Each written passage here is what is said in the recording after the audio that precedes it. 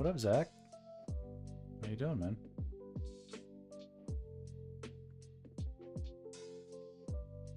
What's up? What's up?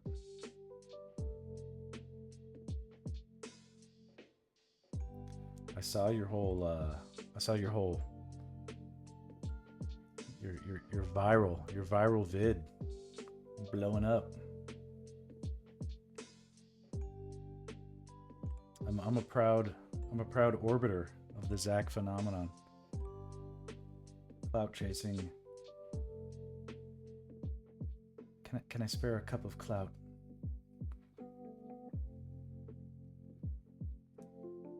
Thanks for gracing this stream with your presence.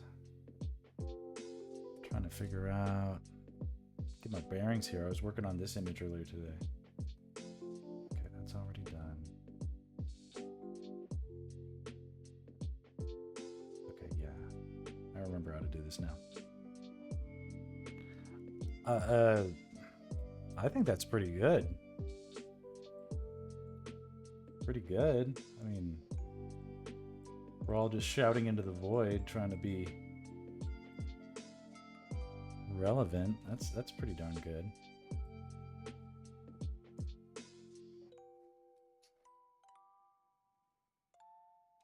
Damn, look how good this is. I mean, if it's weird, it's like how the scaling changes things, like it's weird because it's like, I think if it's like if you got 100 views, you'd be like, wow, that's amazing. But now it's like, once it goes past that, it resets things, and now you're like, well, how come I didn't get 1,000?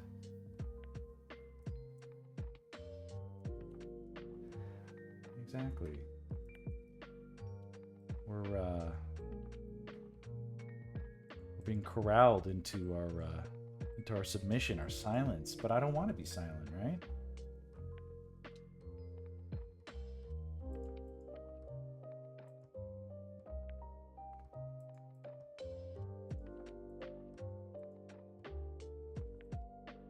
I thought you did a good job of I gotta be honest, actually, I was extremely impressed.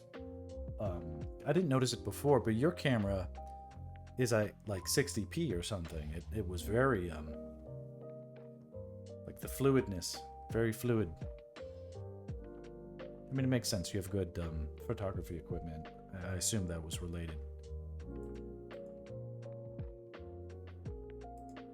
Just saying, I noticed it. Noticed how good it was. The way I look at it is the viewership, 100 views, but every view is a person of significance or targeted audience member is more significant than 1,000 views of random people who don't ultimately. I agree 100%. And or bots.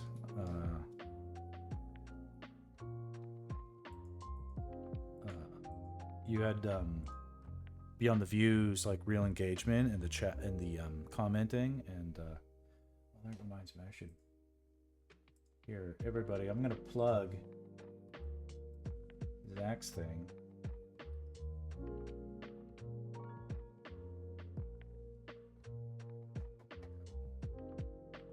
I'll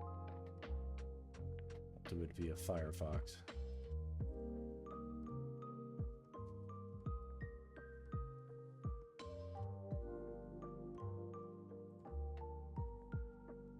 Kind of give Zachy a shout out.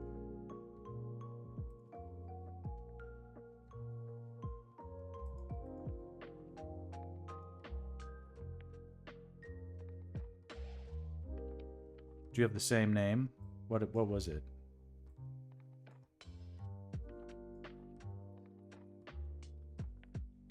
Let's see if I can find you. Oh, look at all these things. There you are, baby. All right, here you are. Hey guys, it's me, it's Zach. Here, I gotta like it. Oh, I have to sign in. Nope. Probably can't comment either. I'll do it later on my real thing. But Zach made an eloquent plead for reason, depicting our no docs. I'll dox anybody I want to. No, sorry, I didn't mean to out you. But what would you say your handle should go? Yeah. No, yeah, exactly. I don't want to sign in on myself for the sake of doing something I was a... Trust me, I'll do it anyway. But yeah, so what I'm doing right now is I'm going to fill in some of this drawing. And it's the perfect task for a late night stream because I'm totally just going to be sleepy and spaced out. But that's okay, because filling in between the lines is not particularly difficult stuff to do. At least on a good day, it isn't. Lines. Turn those off. So I'm just going to fill in all these spiders. It'll be a nice boring stream. So I'm down to chat if you want to chat. We can just keep talking about this, actually. Same pencil? Yes, I use all the same pencil generally. And in this case, yes, I did. I have a pencil that is... yeah, let me see if I can demo it. When my toolbox doesn't disappear. There it is. I can quickly demo. Okay, so depending on the angle that I hold it, it can go thin or it can go very thick. And of course it's pressure sensitive. And of course everything in between. And it's angle sensitive.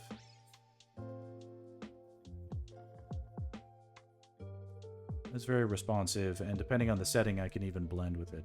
So it's cool.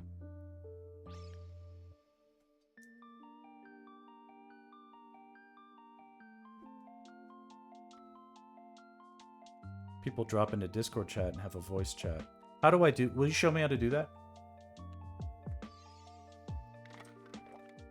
No, I'm not using Photoshop. This is Painter. Painter has its own special brush engine that is not reverse compatible with Photoshop. Although theoretically you can import Photoshop brushes into Painter, you can't do it vice versa. So whereas I'd be happy to share, I'm afraid I'm not able to. It's impossible. Anyway, this is a distinctive brush that I've melded to my style. I'm like Darth Vader, you know. He couldn't find a lightsaber that was cool enough for him, so he had to make his own, right? It's highly tweaked to my specifications. Although it's based on some of the standard brushes that are in Painter. That's not an endorsement of Painter. Painter is a very finicky, temperamental program that crashes a lot and isn't well supported. Although ironically, the lack of support is good now because they're incompetent at rolling out AI spyware on their users. So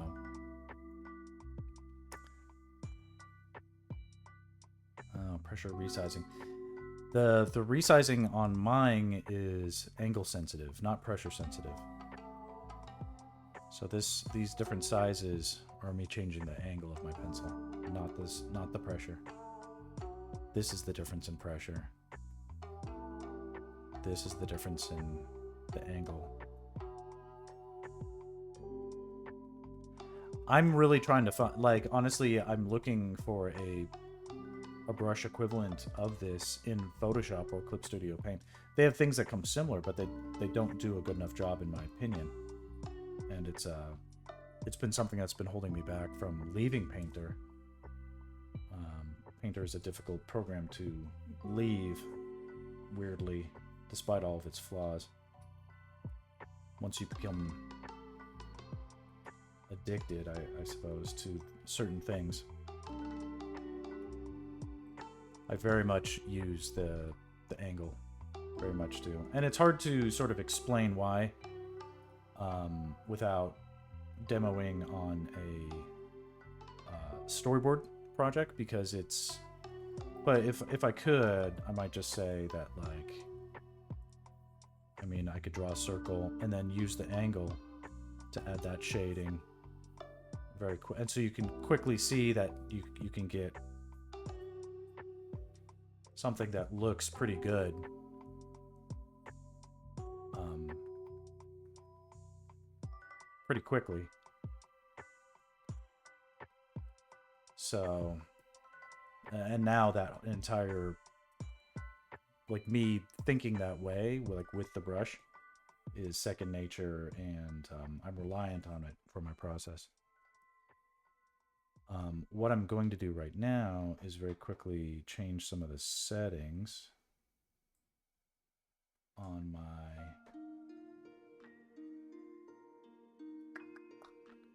Wacom tablet. I'm going to change the sensitivity to like super sensitive so that it is so to do Colin, you can use our Discord.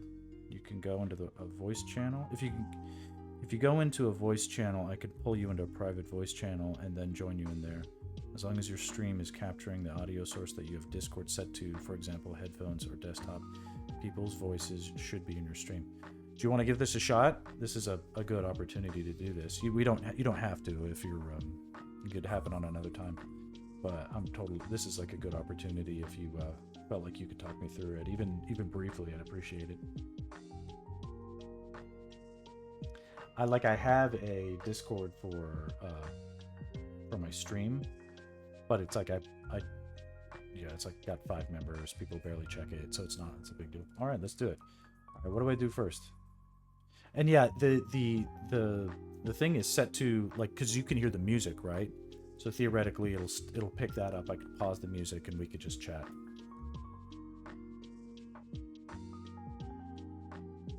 It was hit during the peak COVID stream years. Yeah, man. Well, let's give it a shot. You got the radio voice. Okay, so should I go to the Discord or like the AON Discord? Let's see here. So join a voice channel. Okay, I'm gonna pause the music so I don't get so distracted, or at least I'll turn it down. Yeah, I'll just pause it because all my volume settings are exactly where I like them. Okay, let's see here. Voice chat. Okay. What should it be? Join a voice channel. How about room A? Oh shit, I'm there. Oh wait, there it is. Oh, set a private room X. Is that what just happened?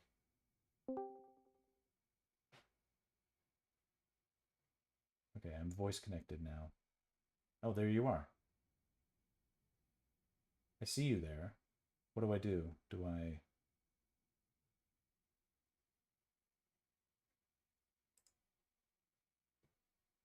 do I allow you? Why can't I hear you? Test test. Oh, I hear you. All right, now. Can you hear me? Yeah, you're even picking up on my audio meter here. Uh, so I see you talking on stream, but I don't hear you in the Discord. So for this to work, for me to not get super confused, Oh, I I have to see. mute Yeah. your stream and then Yeah. just listen to you on the Discord. So Okay, but you don't hear I'm me on gonna the unmute your Discord? stream briefly. Okay. No, I don't hear you on the Discord. Okay, I'm going to switch the audio device. I think usually. Oh, you know what? It could be me. It could be me. Sorry, it could be me. Let me check my settings. Okay, yeah, it's probably me. Maybe. Can you hear me? Okay, yeah, it was me. Fucking Zach. Okay, well, I think you're coming through on my thing. Say something again. Yeah, I heard myself on your stream. Yeah, I'll unmute myself. I'll And unmute your stream. Yeah, I hear myself. okay, but now you hear me. Yeah.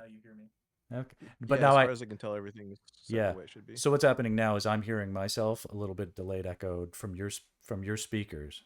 So I'm not sure if it's possible for you to put on headphones, but if you can't, it's fine. Oh, oh yeah, yeah. No, I have headphones on. Yeah, Okay. I just and the thing is, I have to keep your stream muted because Yeah, keep it I muted. can't listen to your stream. I can't listen to your stream voice and your voice on Discord because there's a delay. Yeah. So I'm gonna hear you twice constantly. So it has to be one or the other. No, that's good. I don't want any delays. Actually tried this No. Yeah. before with another streamer, but like we did it really. He wasn't as good at sort of talking me through it, or I was extremely distracted at the time, so Oh, we oh, had to okay. do it through a lot of delays and stuff. But he was in Japan. That was a fun sort of thing. He was working on a comic. It was cool to sort of do. He was streaming and I was streaming, and we were chatting together with it. So that was kind of neat. Oh, Yeah, oh, gotcha. Yeah, I've done that. That's yeah, fun. it was kind of fun. So anyway, yeah, yeah, the demo of this brush is pretty succinct. I have two brushes that I use. This one is it's got these parameters that are it's got these interesting parameters. Like you can see, I can adjust to like make a gradient there by like Mm. starting soft and like pushing harder. And then there's another brush that I use, which is like I call it my epic brush, and it's kind of similar. It's got like I can do pretty tight lines with it, but I can also draw lines that have a hard edge and a much softer edge on the other side. So kind of like what I was doing before, I can, draw a circle and then sort of shade it. Well, of course that's white, so that's not the same. So kind Is of this like that. something that Photoshop can't do? It's if it I'm sure it can with enough like proper settings, but the Uh-huh. I've run into a lot of issues just trying to get it replicated when it really feels like it shouldn't be such a big deal. And it's Um, just one of those things where if I've been on projects where I needed to, or like that it was like mandated that I used Photoshop, so I do. And then I pick up a few Photoshop things or whatever, but it just always comes down to it the when the clock is ticking, the gun is to your head. You want to just default to yeah, the stuff that to the stuff that feels like second nature. You don't want to fight your tools.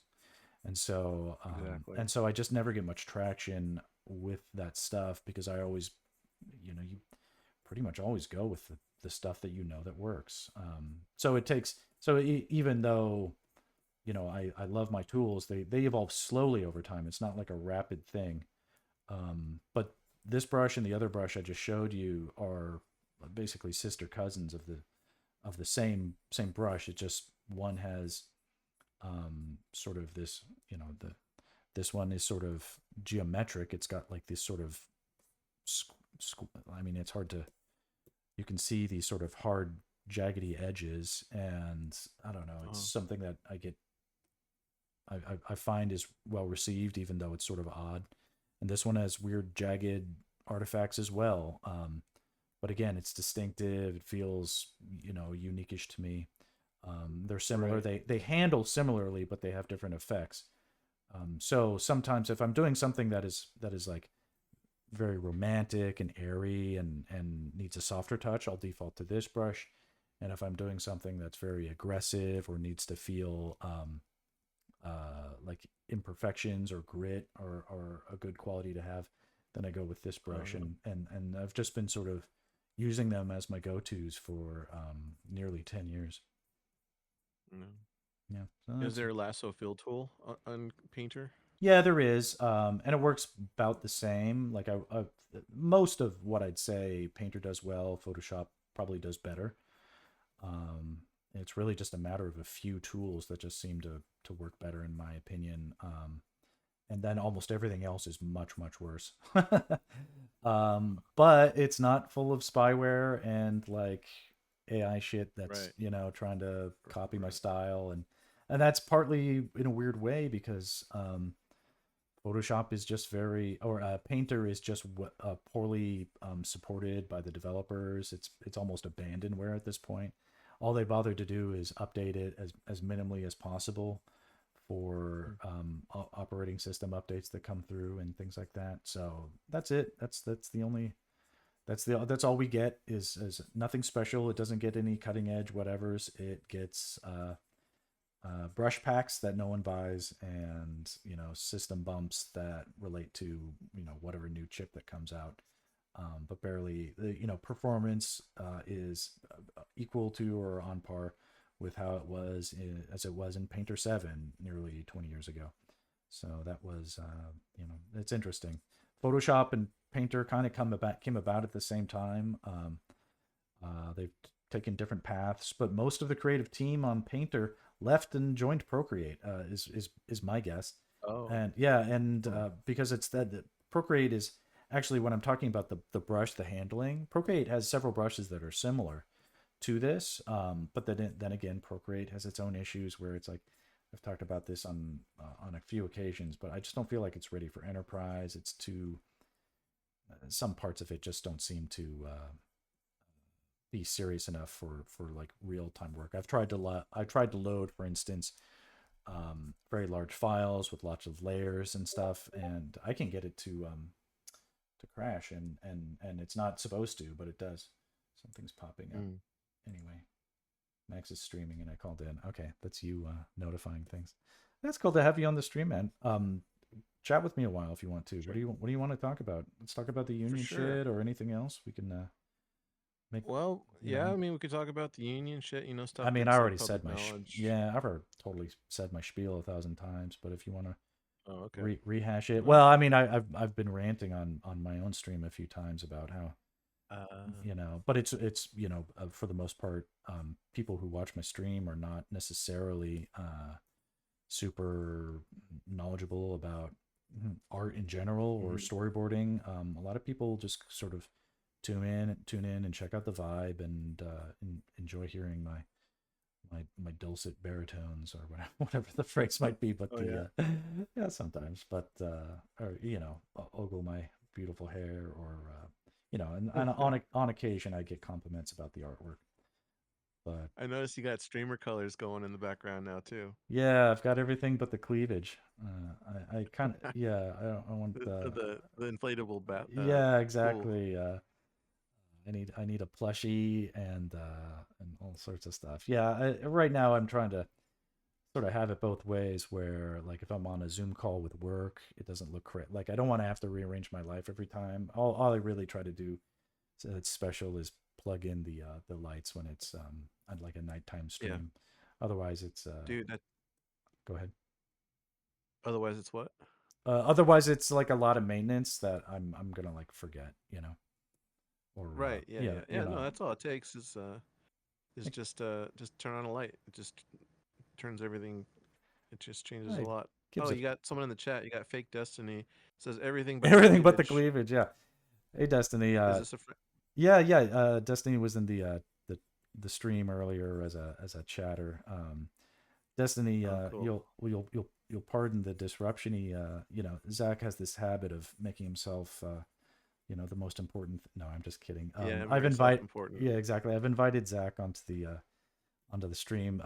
If for nothing else to test out the possibility of doing Discord calling with actual voice Yeah. chatting. I mean, this is a cool thing. I didn't know it was quite this simple, but it's something I'll look into for other stuff. But let's continue because Zach, you know how to make a conversation. Zach, just so everybody knows, he has I want to call Zach a friend, like a frenemy, if you will. He's very No, I'm just saying. I mean, there's not yeah, much friend of to me. yeah there's not much to like about Zach. No, Zach is he's sort of, I mean, in the grand scope of things, relatively new on my radar, but so are a lot of storyboard artists.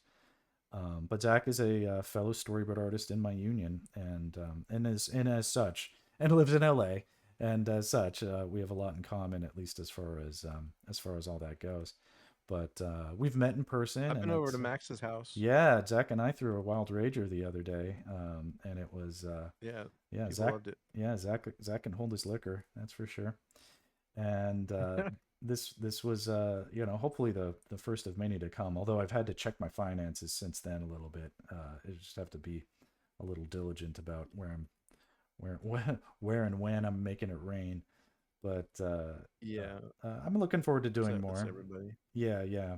But we can celebrate a little bit our commiserations. As it is, I think Destiny might have overheard earlier in my stream, but I was lamenting our shared fates as union storyboard artists that have been Or I keep using the phrase "thrown under the bus." I'm not sure if I'll come up with a better one. The other day, it was like we were the on the losing end of the trolley problem, wherein our yeah, union more or less said, "Hey, we can save everybody else if we just pull this switch, divert the train over here to aim for these storyboard artists."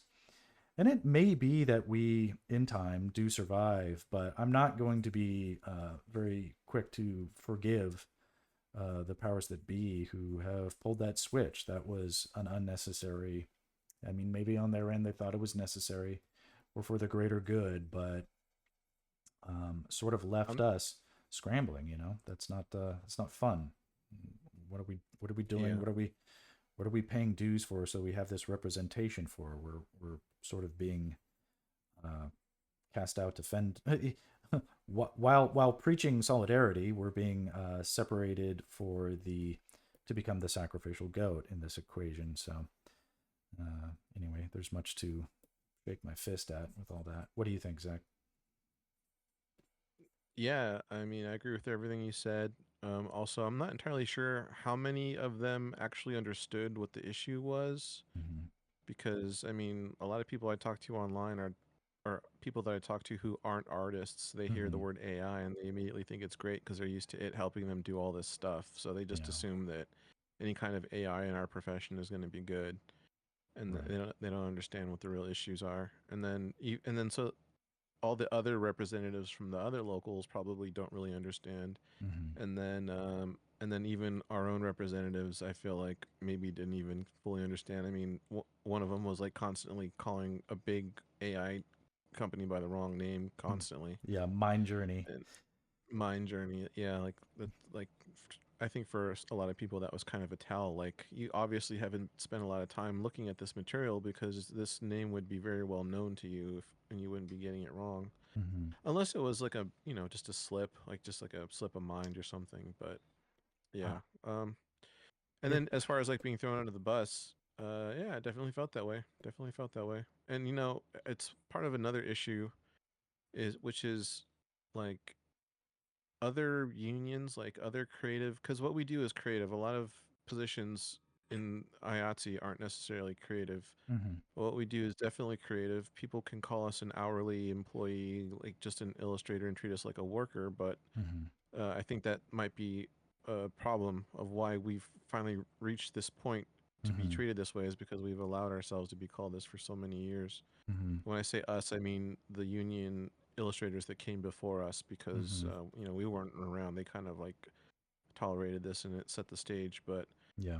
what the main point I wanted to make was, if we were in our own union, like the writers and the Mm-hmm. actors, then our Yeah. representatives would 100% have to be listening to us because we were the only ones Right. speaking, and they would have to represent our needs. But we are we are subcategorized under the Art Directors Guild, which is the art directors, and then that is under IATSE. So we're under two levels of obscuration, or whatever the word is. Mm-hmm. Whereas if we had our own union, it would be one to one direct. Like, Mm-hmm. these are our wants, these are our needs. This is what we will accept and what we will not accept. Yeah. But we don't have that.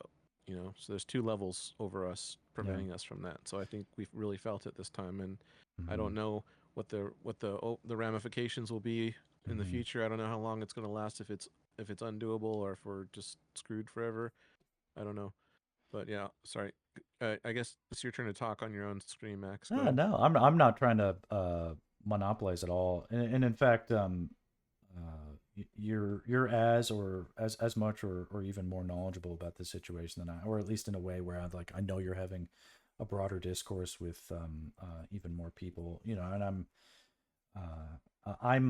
I'm grateful to have what um, feels like a voice, through the network. If nothing else, I want to extend some heartfelt thanks to you, Zach, for more or less spearheading a new era of communication, as far as I see it, among storyboard artists, because typically we would be, I often say, like lone wolves, at least for 15 years of my career. I just kept my head down. And when I met other storyboard artists, they didn't seem friendly. And so I just sort of reciprocated the non friendliness. And maybe that was just a sign of what was going on in my own circles. But hold on, Destiny's saying, fun fact, I wasn't even aware of the work of storyboard artists. I knew they existed, but maybe just ignored their existence and take you all for granted. And this has to do a lot with what Zach and I have identified as a sort of visibility problem. An analogy came, as you were describing things, an analogy came into my head where we're sort of like we've been totally obfuscated in our own union, despite how important we are. We are in we are literally lost in the sauce of this giant umbrella network of unions, umbrella networking other unions, to the point where the people, in many cases, the reason a project gets greenlit is because a storyboard artist is able to create artwork and keyframes that sell the idea to a production company in the first place. I'm not sure if it's always that way in film and television, but in advertising and commercial storyboarding, uh, storyboarding is a large part of how pitches get awarded, and a good storyboard can lead to employment for hundreds of people for many weeks at a time. Despite the fact that like I may only work on a project for 2 or 3 days on a commercial storyboard pitch, that though and get paid like a couple $1,000, that that those efforts greenlight uh, a production that comes afterward that pays mortgages and rent and household things for hundreds of people at a studio, and perpetuates this stuff. And we're treated as if this stuff is as if we're completely expendable and our work is useless and it doesn't matter. And only the exact opposite is true. And it's we're not so expensive that AI is the only option. It's really unfortunate that it, I want, like, what did we do to get so? To me, I feel like in some ways, um, it just feels sometimes that there's like some bad blood or something like that. Like everybody, like what did artists do to be in a position where people couldn't wait to just get rid of them? I thought, I don't know. I wanted us to be. It would have been nice if it turned out that people who knew that could replace us, or at least thought that they could, decided not to do it anyway because of all the good times we've had together, right? But it just doesn't seem. It fe- Who's on our side? And now it feels like even our own union isn't on our side. It's like we're fighting for ourselves out here, and it's just interesting. I'm glad that we're sort of developing and connecting in our own more tightly knit and more communicative artist circles, because this is a time where, if not for that, it would be extremely isolating. So, and none of that has helped my emotional attitudes about things in the past. It's helpful for me now to have a what feels like a voice to people, because I can't. My wife works a normal job. She doesn't understand production the way that and anybody else I know, they don't understand really what we do. It's difficult because it's an invisible kind of craft. It's behind the scenes primarily, and that makes sense. But it's almost as if we've been suppressed in more ways than one, visually and collectively, as sort of this. I don't know. We're what would they do without us? I don't think. Honestly, I don't think that we'll be easily replaced. Not as bad as some other crafts, some of the other artists, like concept artists and stuff like that. That feels like more or less like an untenable situation. I have to be honest, given the capabilities of AI. But I'm holding out hope that lawyers and legal entities will find AI untenable eventually, if not sooner. But in the meanwhile, I just don't know who to trust in terms of You know, is the union on my side? It feels like the only thing I don't know. And it used to be I didn't think I could trust other artists. Now it feel like other artists are the only people I can trust. So, and it helps that we can talk and air this stuff out. But it does seem really hard. It's hard to think about where things come next. Okay, Destiny is asking questions. Let's see here. I knew that storyboarding is a great part of cartoons, but kind of ignored you can storyboard almost anything with a creative process. That's correct. Storyboarding for animation is far more visible comparatively than storyboarding for movies, live action, commercials, but um, almost anything that where a company needs to budget out and understand the things that need to be in front of a camera on a certain time and a certain day, that needs a storyboard so that the person who's paying for the thing or the person who's picking up the phone and calling, like, okay, you know, for this shot I need to see two cars in the background, a potted plant on the left, and a kitchen window. And okay, they know what that costs. They're able to make the calls and make the requisitions, but until it's in a storyboard, they don't know what to order for something. And as a result, they'll order more than they need or not more than they need. And what happens is a very invisible part of the equation that would solve a problem is missing, and everybody else's jobs become harder. That's what people don't really understand is our job is to make everybody else's job easier. Having a like, hey, is it a bad idea to have a plan that everybody can reference and use to get on the same page with and move forward with and audit whether or not the ideas presented are the right solution? um, Luckily I know that in commercials so far, like the especially with certain projects, like I was on this pharma commercial where we went through many rounds of storyboard revisions because there are so many different legal and overseeing stakeholders for pharma commercials, like and it ultimately what the storyboard represents on some productions is a visual contract that people sign off on with the understanding that what they see is what they're going to get, so that they can have ultimate control over the final product, or at least as much as foreseeably possible. That's the power of storyboarding, is to know exactly what your product is going to be before you shoot it. And for some people that might feel like, ooh, I don't want to give anybody else control over my artistic vision of, you know, going and doing it guerrilla style or whatever. And if you're a genius auteur cinematographer slash director, go do it that way, baby. That's great. But I know some genius cinematographer auteur directors, and they love storyboards. And I don't think we're going anywhere. And in fact, you know, after this bad idea sort of notion of let's see how far we can get with replacing board artists, I think there's going to be a big hangover. I think consumers, by and large, of media or anything will repudiate AI.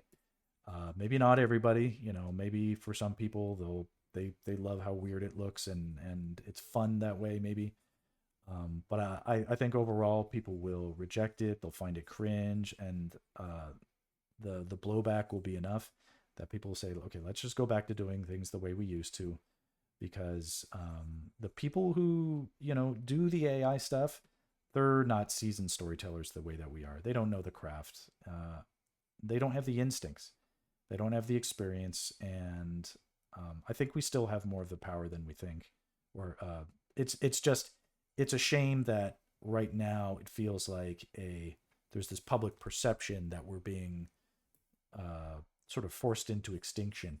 That's not the truth, but if people come to believe it, it may be this sort of self fulfilling prophecy that forces us into having more extended hard times than we would otherwise have. So I can't wait for those AI stocks to tank so that it turns out that, hey, you know, that free AI we gave everybody where Midjourney's free and everything's free. Well, now we're going to have to charge you guys through the roof. And I think demand will drop off from that. And hopefully Hopefully people see the light of day, they sober up a bit, they get their finger off the dopamine trigger and realize that storytelling is work. It's not about just hacking in with game genie codes and plagiarism machines that shortcut the thinking for you. That is a not a good way to create a good product ultimately. And I think by and large, the samples that I see, some stuff that comes out of Midjourney is really impressive, but it's very cherry picked. And I see everything Midjourney does. I see everything it doesn't do too. Midjourney doesn't create compositions like these. You know, it doesn't do.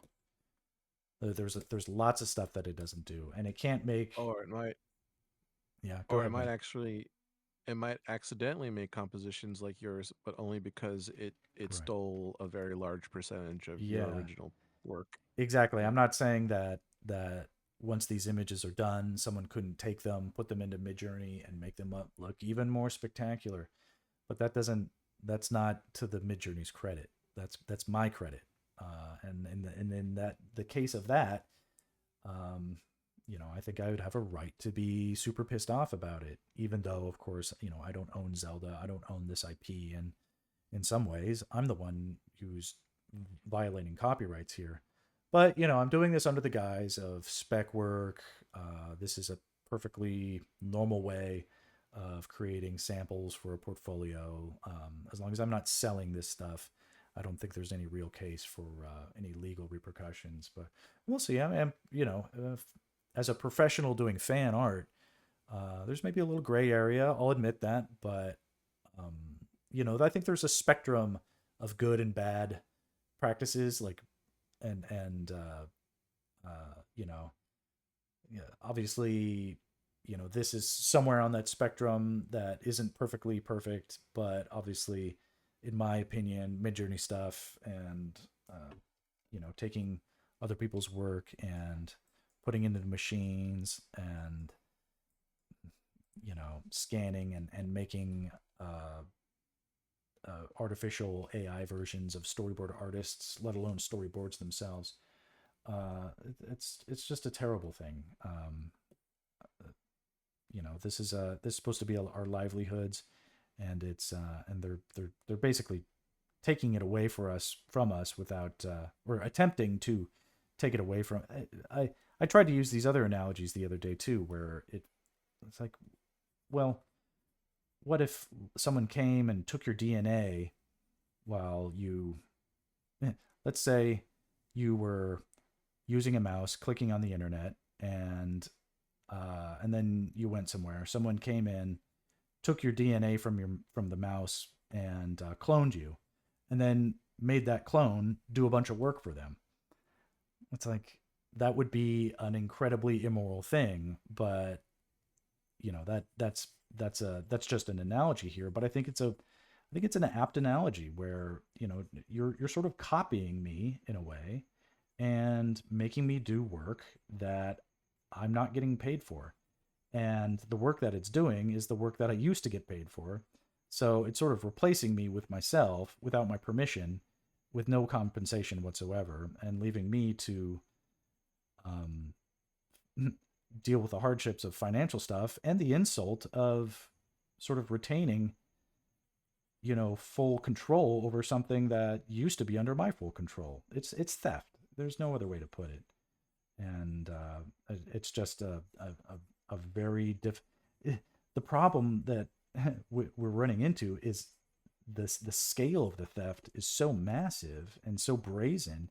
It's hard for your average person to comprehend how it happened in the first place, and why it is so bad. So I've been using the on occasion the DNA argument to sort of help illustrate at least some of my sentiments on the matter. Even if it's not a Yeah. perfect one to one, it feels for artists it feels like they're taking part of our essence, our corporeal essence, even if it's not a perfect clone. It's sort of I think the analogy fits. It feels like you're taking us. Anyway, please continue. Actually, as you were talking just now, I just realized isn't part of copyright like when you grant someone a license, like doesn't the license oftentimes include wording like to transform? And isn't like AI transforming an image? So like if you don't have the license to transform, like isn't that a violation of copyright right there? I think so. I'm not a There's lawyer. yeah, so long time ago I was reading and I bought a real book on um copyright law for artists. This is like when I Like with words in it? real book with words in it. There were some pictures too.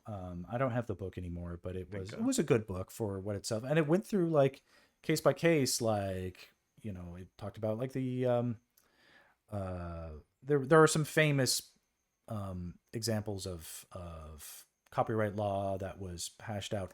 Ultimately, what I've determined, among other things, is copyright law is very and this is not a point in our favor necessarily. It's very much sort of determined in like a kind of eye of the beholder kind of a thing. It kind of depends on the like well, what's your definition of transform? The language says, oh, if it's transformative, but what is the definition of transformative? There are not objective terms, there are not objective definitions of these things. So ultimately, it ends up being interpreted on a case by case basis. None of that really was that big of a deal until now. We're dealing with this thing that copyright law could never have foreseen, this sort of like widespread, just absolute Yeah. massacre of copyright law en masse for profit in this way. And if it wasn't, I don't know, if they were doing it but not allowing it to be used, if they were really doing it and using it with research, or it was being, it's hard to describe, but it's like I feel like there are some, yeah, the and just like saying something, oh, it's transformative. That's not really a great um like there everybody's like, oh well, I made it 10% different. Like as long as I made it 10% different, it's still good. Well, that isn't a number that is actually existing in law. There's no sort of you have to change something by this much percentage.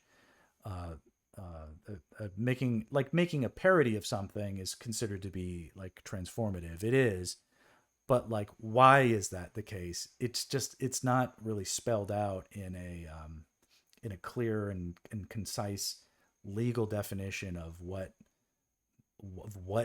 makes something copyrightable and another thing not copyrightable, and where the infringement happens if things are too close. It's like a soft science, and that is a very tricky thing because now we're dealing with computers and binary and tech bros that don't have, they have a very fast and loose interpretation of some of these rules, and they're probing, the weaknesses here, and it is a weak set of laws. It is. So I hope that there, can be uh, some lucky breaks in the legal ramifications. But of course, these things take forever to go through the courts. They're like notoriously hard to to litigate, and again, it's like they typically are on like a case by case basis. So it's super hard for me to hold my breath on that. I think the our best bet is to just have things.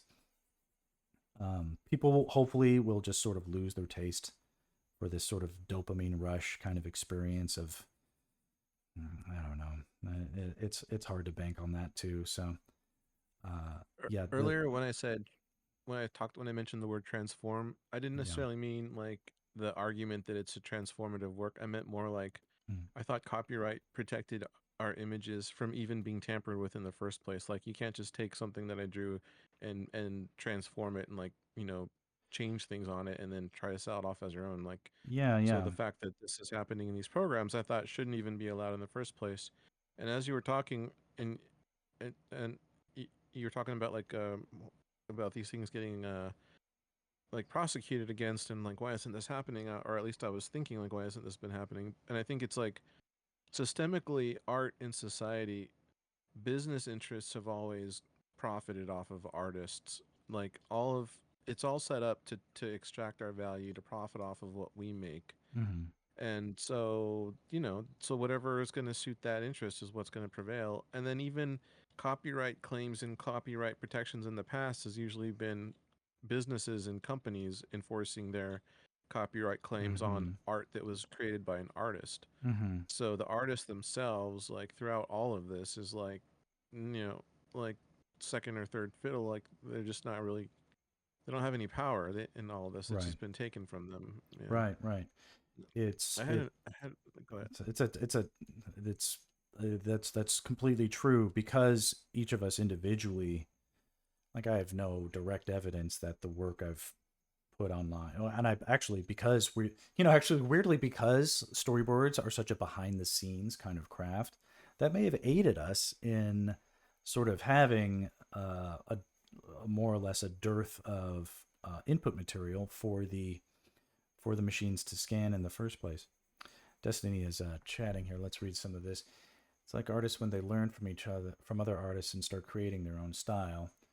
At the end, AI uses patterns and algorithms to produce similar pieces to those it's trained. I think internet will become a fucking trash can of AI generated images. It's on its way for sure, and artists will end up being a little more valuable because of the legitimate pieces, but that will take AI some time. uses diffusion to produce the images. Right. There is yeah, I mean, so yes, it does do that. And I'm not saying, like, I'm not like, I don't call like AI stuff like soulless or whatever. I've seen some really compelling AI generated pieces. I'm hoping that beyond that, though, there have been interesting like notions to me that I've seen that are or I've been ruminating on like late at night. Like the other day I was watching like a series of bio, it was, there were educational lectures, but it was about Michelangelo, the great Italian Renaissance artist. And he was, or he's sort of considered to be the first artist whom in his lifetime his sketches were as prized as his finished pieces. So previous to Michelangelo, people thought that his previous to Michelangelo, people more or less ignored, or even artists didn't consider their preliminary drawings for a finished piece to be anything artistically valuable. It was always about the finely rendered, you know, with expensive pigments and expensive application and procedures, and where it was like, it was, there were intrinsically expensive things about a painting. Like there's intrinsically expensive things about a piece of marble, and then you're carving all this ornate shit into it, so it's even more valuable. Michelangelo, however, in his own time, people would acquire his sketches, like his preliminary sketches, or just things that he would sketch, and people understood that beyond the intrinsic, like this piece of paper is valuable, like a worthless piece of paper is valuable because of the idea that is represented here.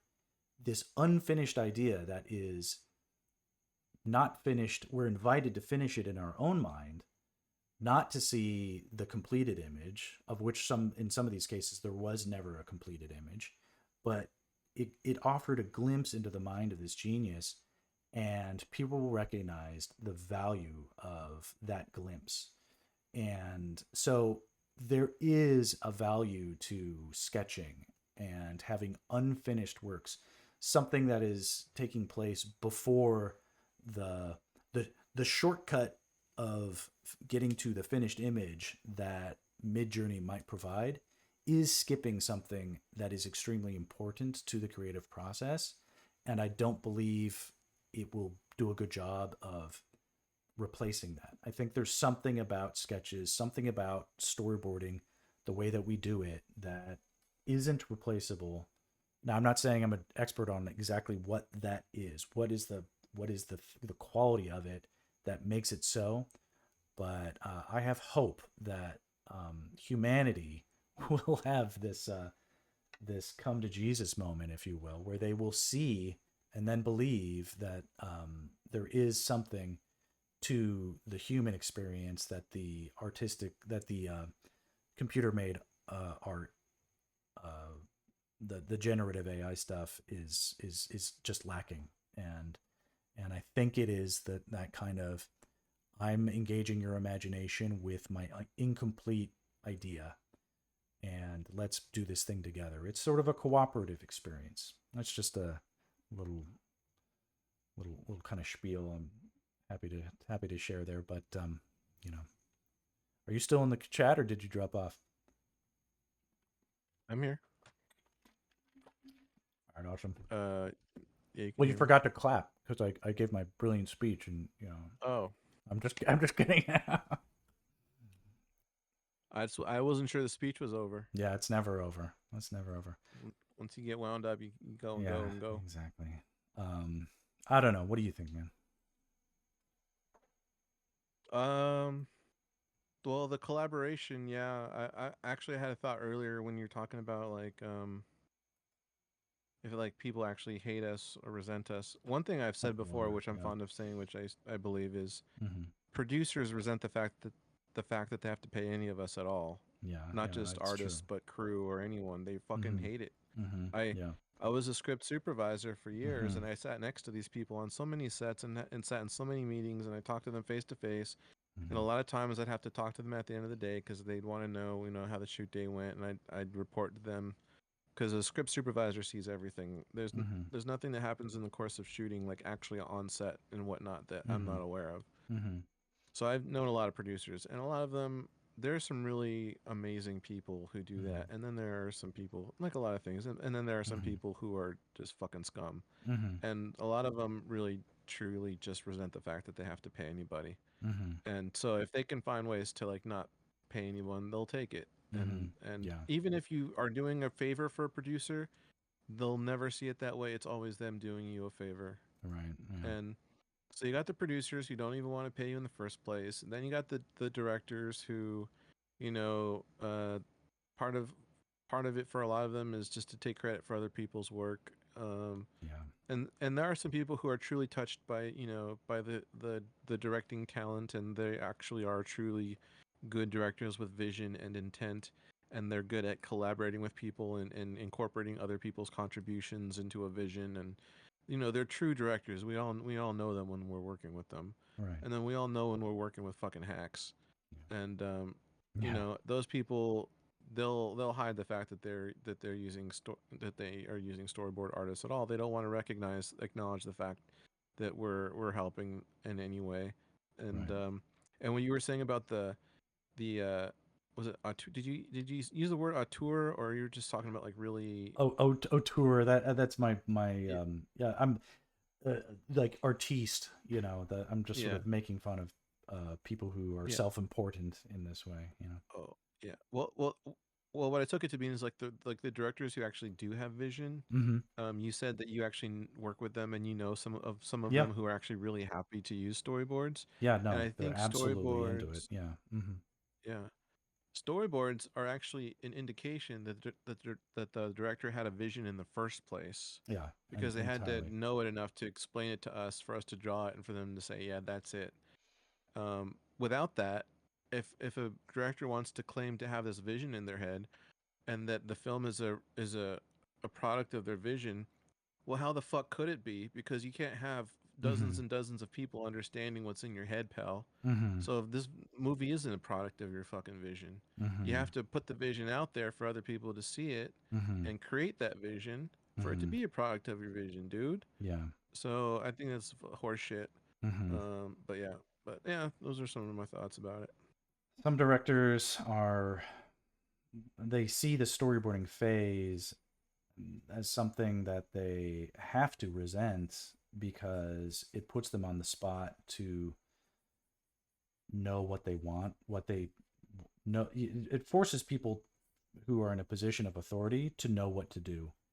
And when they Yeah. don't know what Oh to yeah. do, it absolutely outs them as potentially and um, many people who I have worked with as directors are not as there are many skill sets that go into directing, but the skill set of knowing what you are going what there's skill sets of like, okay, I can tell this actor about how I can bring the performance I want out of them by giving them this motivation, or their skill set can be, I'm going to, you know, talk to this producer in a way that gets them on my side so I can get the resources I need. Or a skill source can be, I can communicate to this editor the way that I want the timing of the music to fit with the cutting and the pacing, so that it all communicates my final vision. But knowing what you want before any of that happens, to something that represents your vision of this flow of the story, is its own skill set, and that is a lacking skill set on with many directors, and they aren't happy with the fact that, but in those cases they aren't happy to cede power at all to anybody, but especially not a storyboard artist who is going to ask them questions that force them to make decisions that might make them feel uncomfortable. Because once you make a decision, you are every decision is a trade away. You're sacrificing one thing for another. And for Yeah. if a director is just a big baby and they want to have everything they want, whatever way they want it, with all the control and none of the responsibility, then it's going to be the, there are interesting people entering the chat saying things that make them like sound like suspicious bots. Um, I don't think this one's a bot. yeah, Redding CN look I guess was a bot, but I don't know if this person's a bot. Hey, that onion, are you a bot? yeah, you're very body If you're a bot, that you have to onion. tell me. Yeah, It's the law. that's that law. Well, we'll see. So far they haven't broken any rules. I just would, I don't do the bans. I don't want to ban anybody by accident. So we'll see what happens. But I'm not a bot. Beep That's boop. exactly what a Okay. bot would say. Yeah, that makes sense. All right. Well, yeah, exactly. Yeah, we're all we're all unconvinced. You need to say something like, "I hate AI and I love storyboard artists." That's the secret password to stay in our cool club. No, it's okay. Yeah, onion. If you're not We're okay, we're trying to be a inclusive stream here, but the yeah, person who including joined the AI. chat before you, that onion, was a bot, so I banned them. So be on your best behavior. I'm just kidding. If you like Zelda drawings, stick around. If you like talking about people who hate AI or troublesome directors, this is the stream for you. Anyway, Zach, continue. If I didn't mean to interrupt, or maybe you interrupted me or whatever. But No, I think you interrupted yourself. But I do have some thoughts though, which is please, I lost him. it's okay.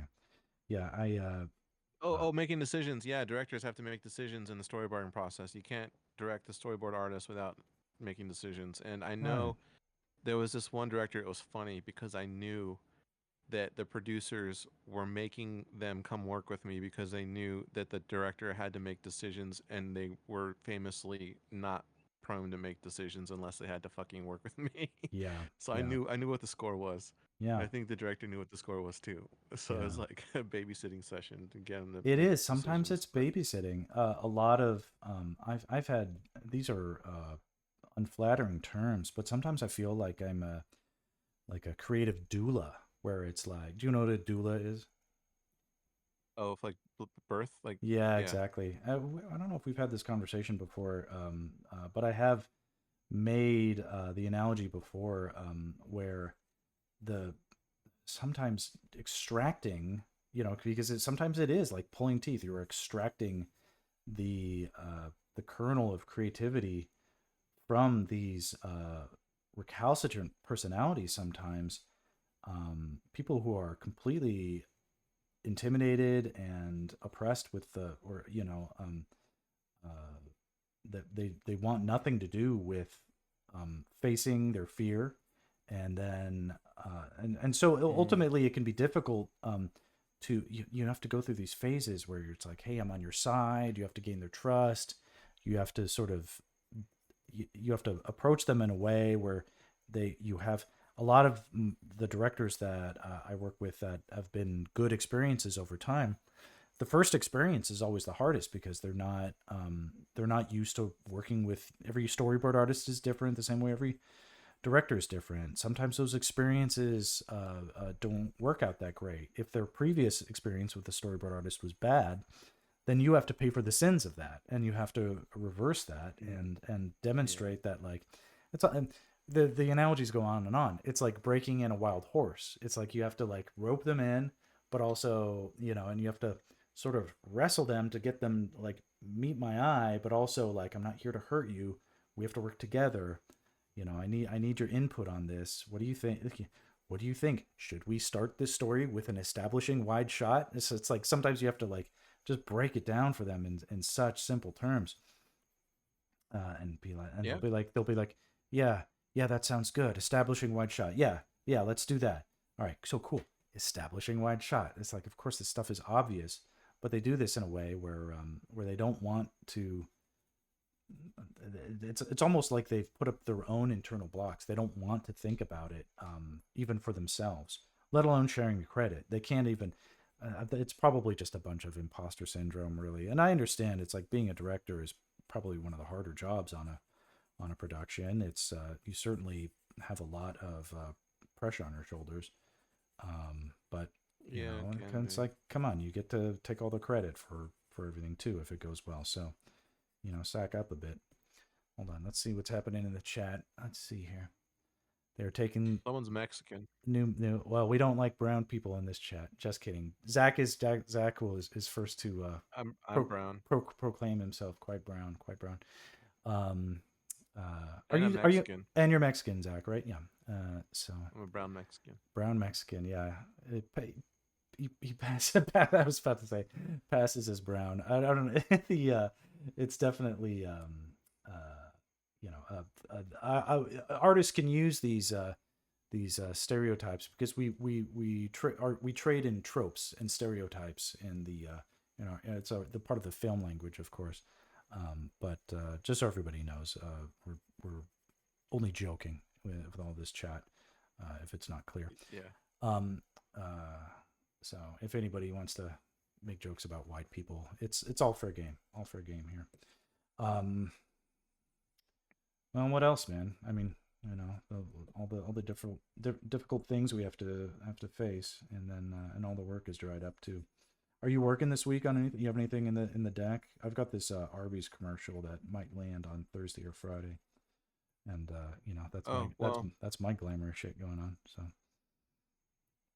Oh, that's good. Yeah, no, it's yeah, better than what I've got going. I just yeah. have finishing up like a small job for a director, like a little pet project. Mm-hmm. It's gonna get me a little money, but not like I'm used to. Not like when Mm-hmm. the real jobs used to be coming in, Yeah. like when things were better. But Mm-hmm. yeah, no. So I'm focused. I'm taking the time to focus on setting up other revenue streams. Like I'm trying to Yeah. promote the photography more and Yeah. I think that's a build good up some call. other things. Uh, Yeah, because photography, like if it's an event photography, like a movie premiere, or if mm-hmm. it's like a headshot where you actually have to Yeah. look like your photo, then I think that's relatively AI safe. Mm-hmm. So Yeah. I'm just Yeah. trying. No. Yeah. Yeah. Absolutely. I agree with that. Plus, Plus, I don't have to deal with any unions. I don't have to deal with Yeah. other union members. I don't have to deal Right. with like all this like studio stuff and set etiquette and protocols and everything. I just show up with my camera and I take people's pictures, and then I Yeah. just listen to music and edit photos the day Yeah. after, and that's not a bad way to make money for me. Yeah. You get to But be. Yeah. You get to be totally in charge of the process. yeah, That's and I awesome. think it's a great because I want to direct, and I think it's also I get a lot of practice like directing people too. To be honest, which is great for me. And I get to visualize like we already do that as storyboard artists, but like I Mm-hmm. actually literally get to look through a camera and compose with different lenses and whatnot. So it's good for that too. Yeah. So it's a good use of my time. But yeah, other than that, I just have the little pet story, the little pet thing for the director. So, Mm-hmm. but that's it for now. But we'll see. couple people got my name on some projects, but I haven't heard anything back. Yeah. But I will say that being part of a larger community helps because if I didn't know anybody and I was going through this and Hmm. I thought I would just think that like, oh man, I guess my career's over now. Right, But right. knowing Yeah. that this is an actual slowdown and a lot of other people are going through things helps Hmm. with that. Yeah. Otherwise, not knowing would have just added so much more anxiety than not knowing. So, It was so much stress. I know that I was on those Apex Legends commercial, or those trailers for, that was like one of yeah, the biggest jobs of my whole life. I was on that job for like 6 months straight. Like they just rolled me over on the next one, on the next one, on the next one, and that was an interesting thing. That went it sort of took me out of my regular cycles of being available for smaller jobs all the time, and um, so I sort of got used to just being like, okay, well, this is what I do now. I'm a video game storyboard artist.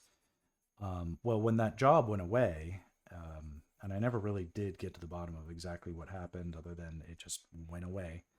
But when it did go away, I was thinking, okay, well, the my regular clients are going to come calling the way they always did, but they didn't, and or at least it took them a long time. But in that time where they weren't coming in, that was an, the void, the vacuum, that unexpected gap in what had been a consistently busy stream of work for me for so long, was like, it was like someone scooped out my guts, and I was like a shell of a person. I didn't understand what happened. I didn't really.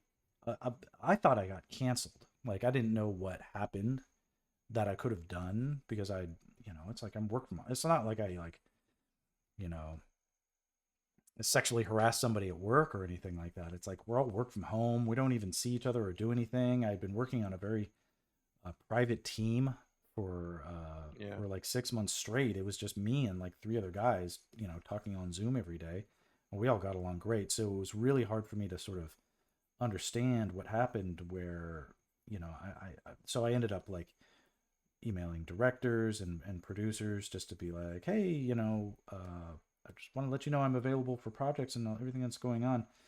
And they all got back to me, and or almost everybody got back to me, and they're like, hey, we just don't have anything right now, but you're always the first one we call.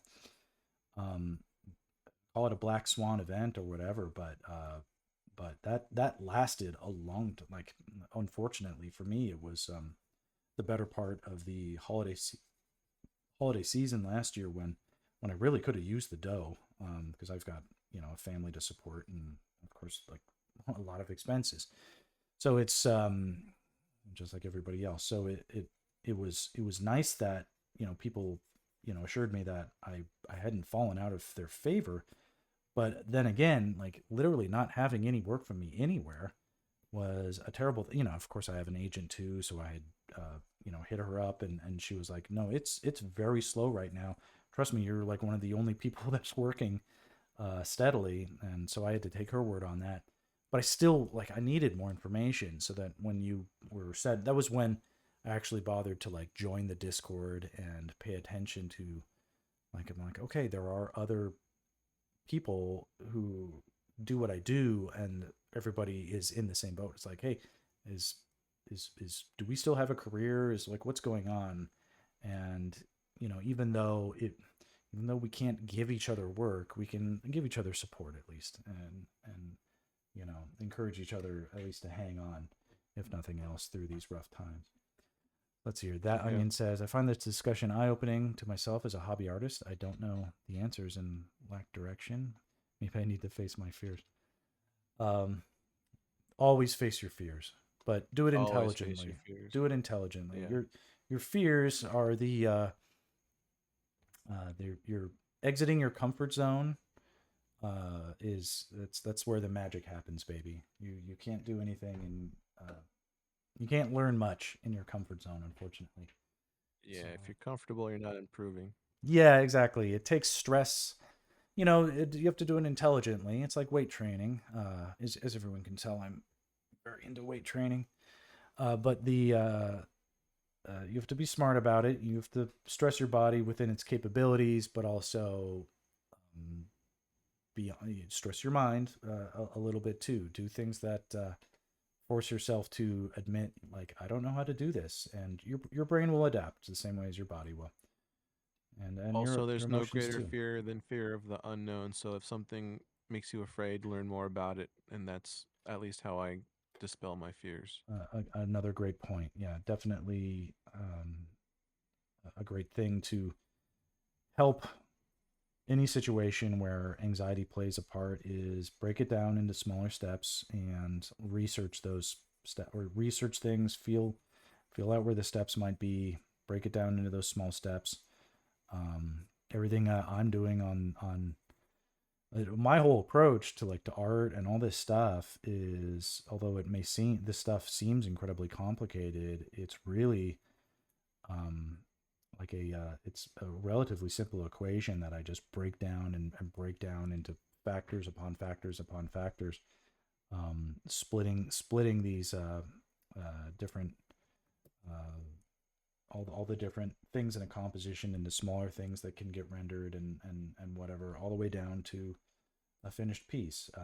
To where, for if anybody has been paying attention to this stuff since the beginning, I've been basically spaced out, just drawing whatever and chatting the entire time, not having you know, I'm not focused in with a zen like quality of like a supremely focused monk or anything like that. This is a Mm. very sort of off the cuff, whatever, like barely paying attention to it kind of thing. I don't think art necessarily has to be this thing that you have to try hard in order to get a good result.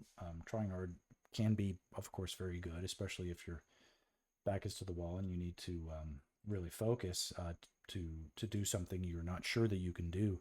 But for just from tons and tons of experience, I know that all this stuff, I just like driving to a destination you've been to 1,000 times before. You don't need to think about it. You can think about the cool songs that are on the radio. Your muscle memory will take you through the thing. If you have enough mileage under your belt, and you just focus on the fundamentals, things aren't that hard. If you Well, focus on what I always say, Yeah, go ahead. focus on what? If you focus on the end result, the super complicated end result that needs to be crazy, complicated final finished pieces, that feels overwhelming.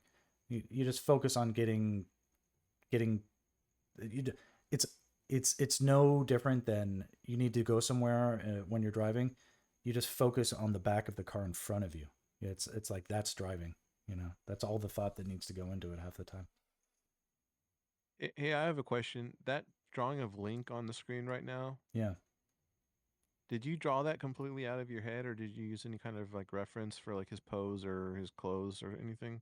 I used reference Like, for his clothes, yeah. because the outfit for Link is a little bit the modern outfit for Link is a little more complicated than like the original Zelda cartoon, which was just a tunic and a belt and a hat, pretty much, and a hairstyle. Uh, I guess by clothes reference, I meant like, like the the creases and the folds folds, and the angles and stuff. no, all of You that just is if you don't mind me dropping a bit of a recommend for anybody in the chat who happens to be an artist besides Zach, but Bern Hogarth, like I did all this drapery, almost everything that I need, as far as like knowledge for storyboarding, in terms of drawing clothing and dynamic figures, is burn here. Let me see. Here, let me do this via the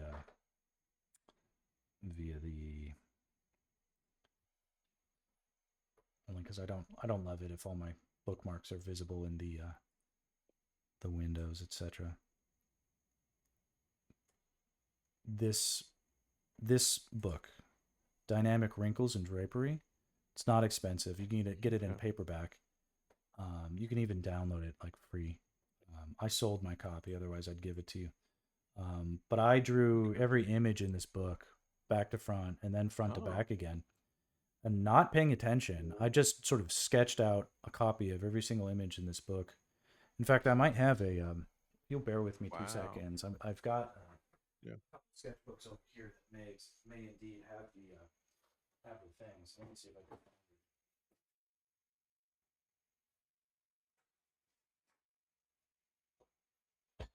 Okay. Well, we're in luck because I actually do have at least some of this stuff. So let me. So I don't keep a sketchbook anymore, but when I did, um, I really just focused on doing studies, like master studies of some of this stuff. Um, there's some questions in the chat, but I'll address those in a second. Let's see here. He Um, says, "How?" Oh, go ahead. no, go. We can. Let's see here. Exactly what a monk would say. Yeah. How long have you both been in the industry, Max and Zach? So I've been a professional artist since 2004. In 2002, I had a different career. I was a Mac repairman. I used to repair Mac computers. So that's why I'm a Mac user, because I know how to service them if shit goes down. I've So been a professional artist since 2000, maybe 19, and semi-pro for 7 years before that. So, yeah, was that 2012? Yeah, I did it part-time a little bit before that, but yeah, 2019 is when I turned full pro. I What's don't that, know if Max? I don't know if any of this is easy to see. Let me turn on the light a little bit. This will be too unfortunate I love otherwise. I love how you drew every image in that book. It reminds me of when Hunter S. Thompson typed out every word of fuck, what was it? The Bible or Of something. no, Let's see. it's on the tip of my tongue. F. Scott Fitzgerald, the Great Gatsby. Yeah, Oh yeah. No, cool. there's something about um, automatic automaticness. I got to a decent place where, okay, so here's a good example of. So I knew I can tell just by looking at this. I drew this out of my imagination at the time, and that's passable. So this is at 20 years old. So with no reference, I drew this. This is a passably good drawing, but Uh huh. you can also see that some things aren't working, and it's not Mm. necessarily clear what about it isn't working. Now I could probably tell you a lot better, but uh, there's some.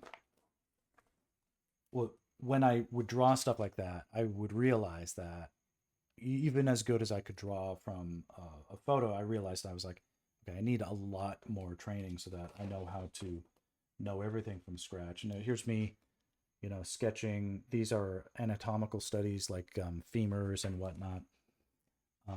I've got my Nice. own things to say about like what are good things to study and what are not. But let's see here. All right, I'm talking about the Bern Hogarth sketches, but let me try and see if I can find some specific examples of those things because I definitely drew 10,000 of these. Not 10,000, but you know, I think the point is like there's something about um, forcing yourself. So these are referenced from Bern Hogarth.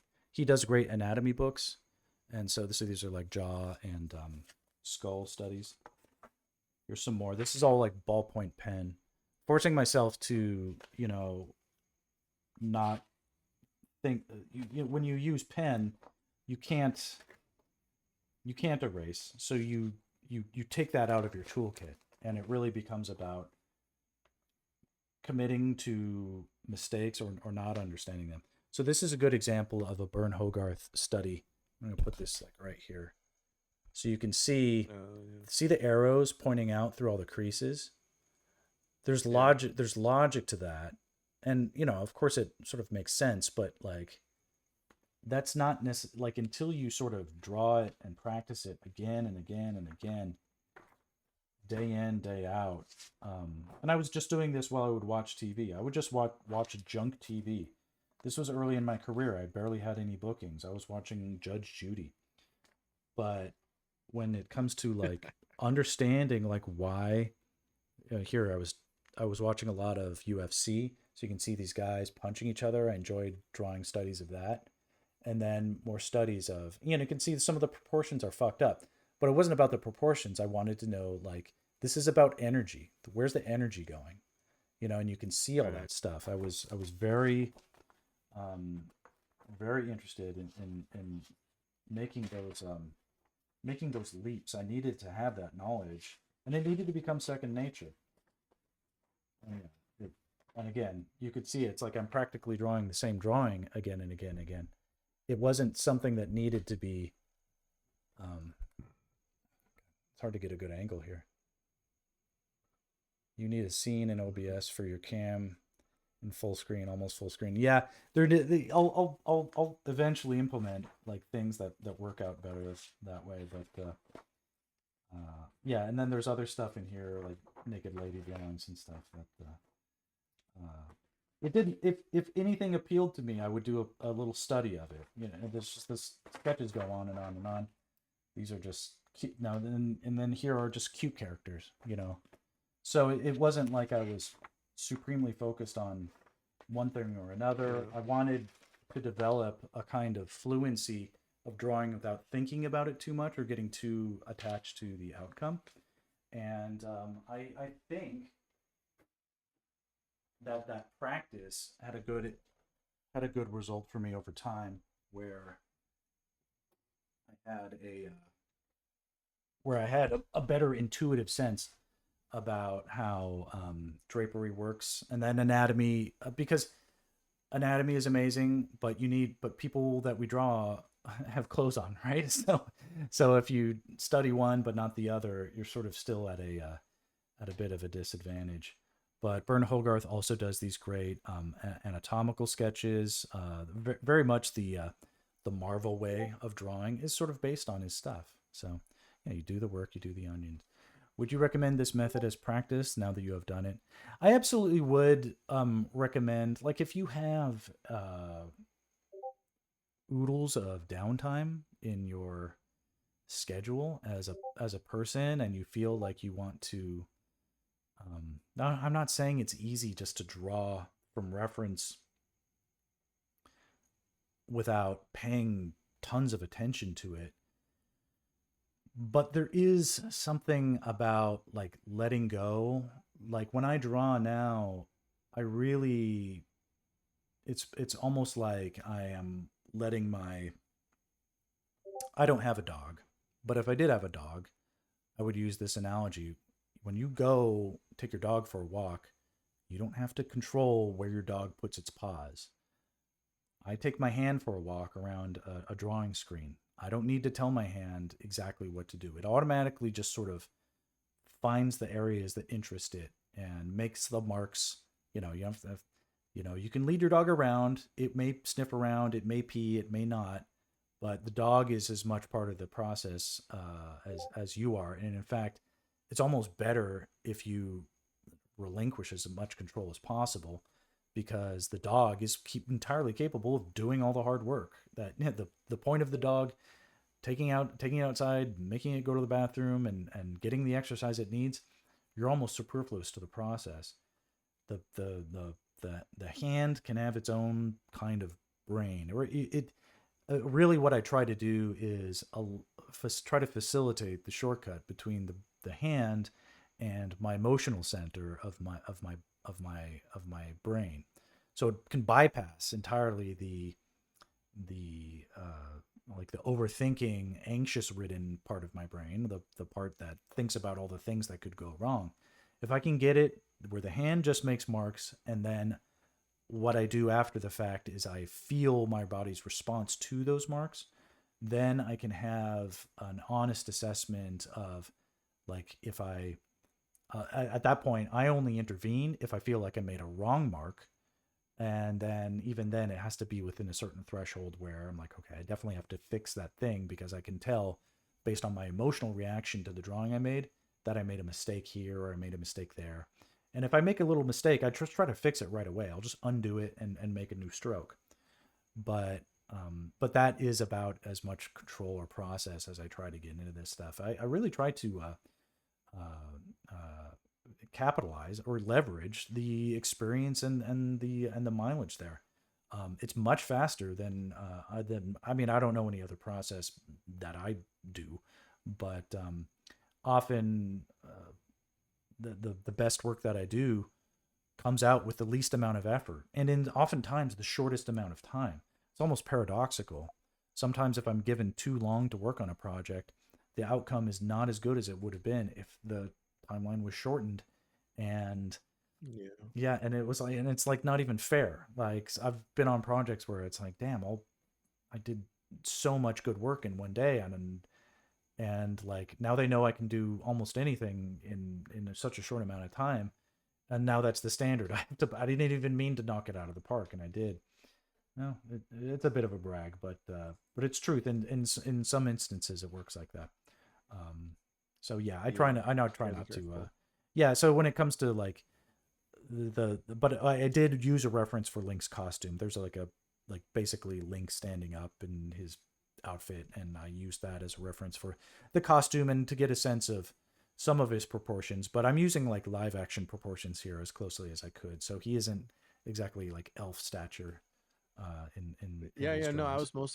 I was mostly curious about reference for like the actual like posing of a figure in those clothes because Yeah, you drew it so well.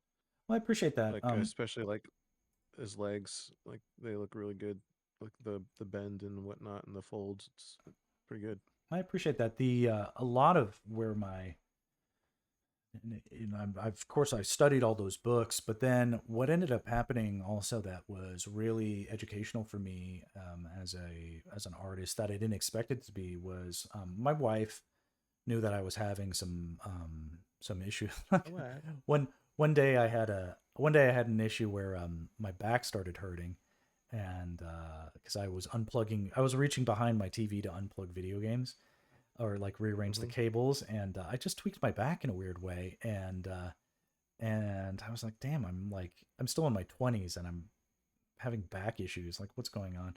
My wife was like, you should come with me to my yoga class. You'll have a good time. Well, yoga classes are a great place to like check out hot chicks and relax and stuff like that. So that ended up being a good thing for me to do anyway. But subconsciously on a different level, part of yoga class, it's not just stretching. Like they educate you about like how your body, like when you do, there are subtle changes in how you know, articulate your rib cage or your scapulas in ways that you don't really understand when you're looking at it in a book. But then when you actually do the stuff on your own body and you see it demonstrated in front of you, you understand. I was like, oh, there's an internal, external rotation. You're supinating, you're pronating. There are all these different sort of terms that you understand that like the more about the dynamism and the you know the way that our bodies, our forms are constantly in this strange sort of equilibrium that's fighting to stay up. Like if you're the only reason like the left half of your body works is because the right half of your body is balancing it out essentially. So there's always and then the front half of your body balances out the back side of your body. And if you're having back problems, sometimes the best thing to do is do a bunch of sit-ups so you can strengthen the front part of your body. There's all these weird sort of dynamic, counterintuitive relationships that when I did a lot of, and I never became like a yoga master or anything like that. It was nothing like that.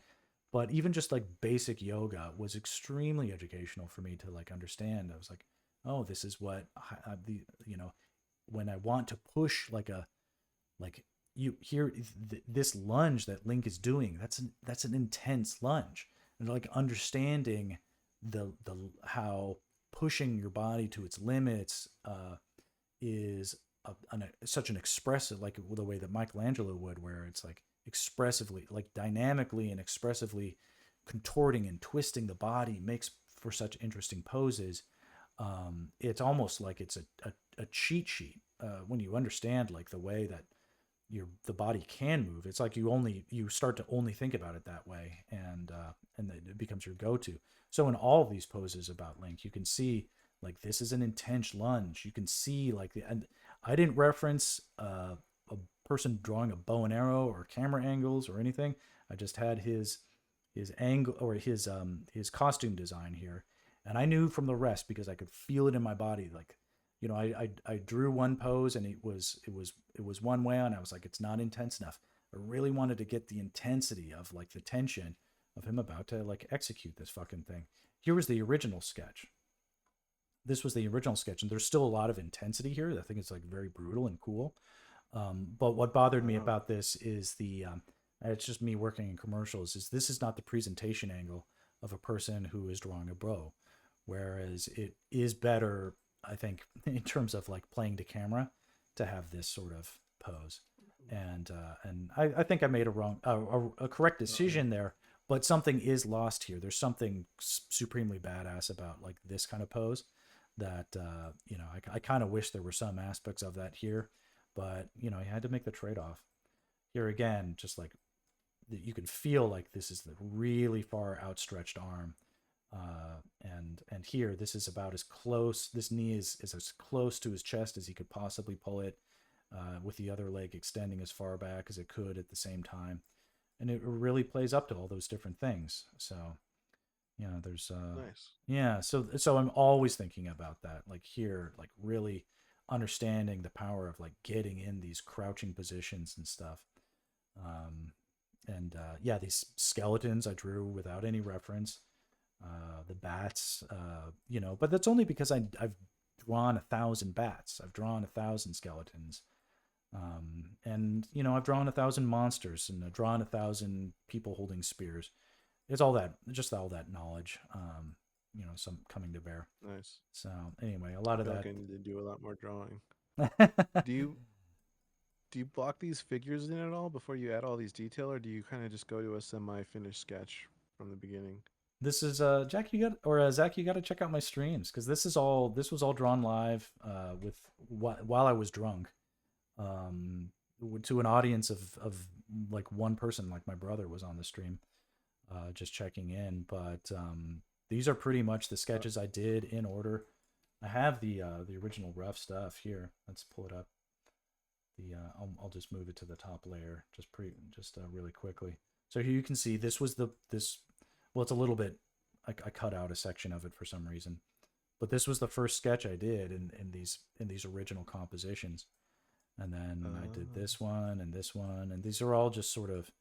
This is an homage to a different, to there's a picture that exists that's similar to this, but I wanted to improve it. So this is what you weren't here for the I drunk did see that stream, part. yeah. Okay. I did Well, see that. okay, good. Okay. This is, you can see the original, initial sketches. So this is not too dissimilar. I mean, of course, these are I took way longer to make these sketches than I would in like a normal storyboard, for instance. Do you still have the one with the deer and the animals in the forest? Yes, I do. Here, I'll pull that up too. One thing I had to do, Destiny, is I had to let's see if I can open something without doxing everything. Oh, I see. Okay. I like Let's that composition, by the way, with the monsters in the hall. I like that one. Oh yeah, thank you. That is kind of cool. Let's see I here. mean, they're actually all really solid. I don't see any that like feel like necessarily weak. They're all really good. But the monster one, I noticed that you use a different style for the environment than the figures to help the figures stand out, and I Yeah, like that effect. yeah, and even in when I do finish these, so here you can see the. Oh, hey Ben. Oh, hey Ben, what's going on, man? I'm glad you're poking in. I don't know if you've been lurking a while, but I've been uh, I've been here ranting about what a genius I am, and it's so effortless. But Yeah, same old, same old. same old, same old. So here, so here is the one that Destiny was asking about. This is compared to some of the actiony poses. Very typical, Max. Um, Compared to some of the actiony ones, this one's a little more soulful. I'm not sure if you're a big Zelda fan, Zach, but this is a sort of a moment from the Super Nintendo game that had cinematic qualities. I wanted to bring some of this to the stuff. We can have still moments, so like there's some opportunities here for like dappled light, and I'm sure you can relate. Like we don't get enough time to make anything look particularly good. Our rough sketches is sometimes as far as anything can go. So Yeah. for me to have, oh, and here's a cool, it's like reverential, kind of there it is, the sword of destiny. Um, Cool. but all these Wow. things are, you know, this is a bit of a sanctuary. At this point, this is kind of like a sanctuary for me to like come and think about, like, well, what if I ran the zoo? What if I did things my way? Hey, thank you. Love it. Thanks, Adam. Um, these are fun, and we'll get to them all. It'll just take a long time. And the longer it takes, the more real paying work that it means I've been able to put under my belt, which is sort of extremely important too. But The I'm in. mighty Adam Yeah, is yeah, in the chat now too. we've got some fun chatters. Has he been here before? Yeah, Do you know him? Adam, I forget his last name. He's in the You gonna Artist Only dox him? Network. You gonna dox him? No, Okay, I was gonna ask. he's a good guy. We've got a Artist Only Network thing I going don't on know what here. you're talking about. Yeah, I know. Adam. Oh, We your don't last talk name about starts Fight with Club, W. right? Yeah. Adam, does your last name start with W? I think I've Yeah, seen you in this chat that's what before. he is. That's what he Okay, is. that's him. Okay. Hmm. And he hails in Seattle, right? That's Adam, in the very if you county. want to call in, you can call in. Max lets us call Oh in yeah, now. yeah. Hey Ben, do you want to join the what's the file? I The don't think current. Ben wants to. He has to be quiet, he said. I asked him earlier. Oh, did you? Okay, yeah, that's fine. Yeah. Uh, Adam, if you want to call in, Destiny, if you want to call in too, that's totally fine. Oh wait, no, you can't because you're not in our special Discord. But Oh, maybe on another. oh, Oh, you that's. can call in. Well, call in and then don't talk. Okay, yeah, I got kids too, but they're upstairs. Oh, okay. They're upstairs. They're well asleep.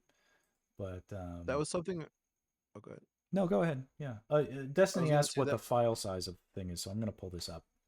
But I'm curious Oh, myself. Yeah, I was gonna say earlier, if you don't have a Discord for your community, maybe you want to make one so that you can have your own voice chats to bring people into. I do have one. I'll post Okay. more about. I'm still sort of like this is still sort of in like soft launch phase, although I'm like, it's the big as if there will be any difference whatsoever. But the transition is imminent. It's sort of like I keep finding reasons to sort of continue describing it as soft launch, but the where I went where I think like the decision to like broadly push and disseminate the Discord isn't something that is a an obvious decision that I've made just yet. I want to I kind of want to so like these images like this looks like very presentable, and if it were a storyboard and I turned this in, like I don't think anybody would have any issues, but I'm really going to try and render these out Oh as yeah. more or less like I'm not going to say I'm like at like the Carla, just to name drop a bit of someone whom I don't know, but like if this was like Carla Ortiz or Greg Rukatowski or however the names are pronounced, like if I could, I'd like to see how close to that level of finish. Like imagine this was a it would take too long to render these all out in like Magic the Gathering kind of rendering styles, but how far could I push it without driving myself insane and or having it take forever? I'm curious. That's sort of what this project I want to make this stuff look like concept art because maybe this kind of like as if concept art isn't under threat of AI, but I think this kind of concept art isn't necessarily under the threat of AI. It's a little too specific. It's a little too you know creative. W- Well, I don't know. We'll Actually, see. yeah. Actually, yeah. From what I understand, if someone did want to use AI to try and do this kind of concept art, they'd have to preload training models that already had this IP in it. Hmm. So they would have had to get it from Nintendo, or they would have had to do it illegally Yeah. because you're not supposed to be able to generate these Hmm. proprietary characters using AI. There's a lot of different Yeah. things that the AI seems to have a trouble doing that it won't. That like it doesn't seem to like showing the back of the head of a principal character or having two people that are looking for each other but not seeing each other does a bad job of getting those subtle dynamics. someone here hiding in the shadow of the foreground while, the giant beast is moving into the background. And yet you can still see both of them clearly reading in the composition. AI would be good for doing some of this stuff in part, but then you'd want to cut it up in Photoshop and stitch it together like more like in this composition. But here I can do it all in one space. Let's see. Destiny Oh. says soft launch. You're almost at 100 followers max. A lot of people who want to accomplish shit wish they had your numbers. Yeah, I'm comfortable being a small stream. This is really about like organic growth. I'm not trying to explode. I don't want to be famous. I don't want to like raise the iron Nintendo by, you know, sort of purporting to be an official Zelda artist when I'm not.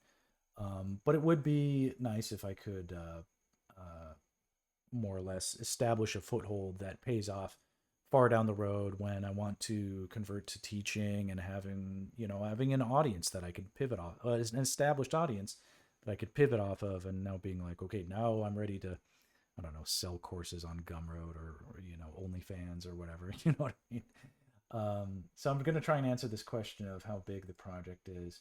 Right now, this is it's 456 megabytes.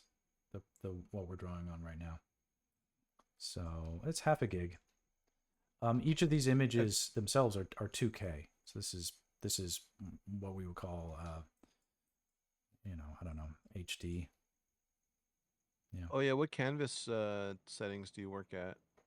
Yeah, I don't mind Did, popping that did open. you already say that? I'm sorry. It's all good. These are I can't zoom in on this this interface, but it says the whole document is 8,500 wide and almost 50 or so Oh, 8,500 three, wide and then 5,000 tall. 300 DPI. Well, the Okay. DPI doesn't matter so much as like just the base resolution. But this is, it's a large image, and then there's that whole other set that included the kid in the forest and stuff like that. So there's going to be 24 images total that will be in this portfolio. I'm going to render out 20 of them in black and white as far as I can get them. And then four of them I'm going to do in color. I'm going to just challenge myself that way and see if I can do some good color pieces. But that'll be the goal for that. Yeah, and then when they're Well, your done, if resol I'll just move on to something else. I'll do like Street Fighter or something like that. well, your resolution is 300, and then what are like the actual dimensions of this canvas? Like, is it like a piece of paper? Is it like twice the size of a piece of paper?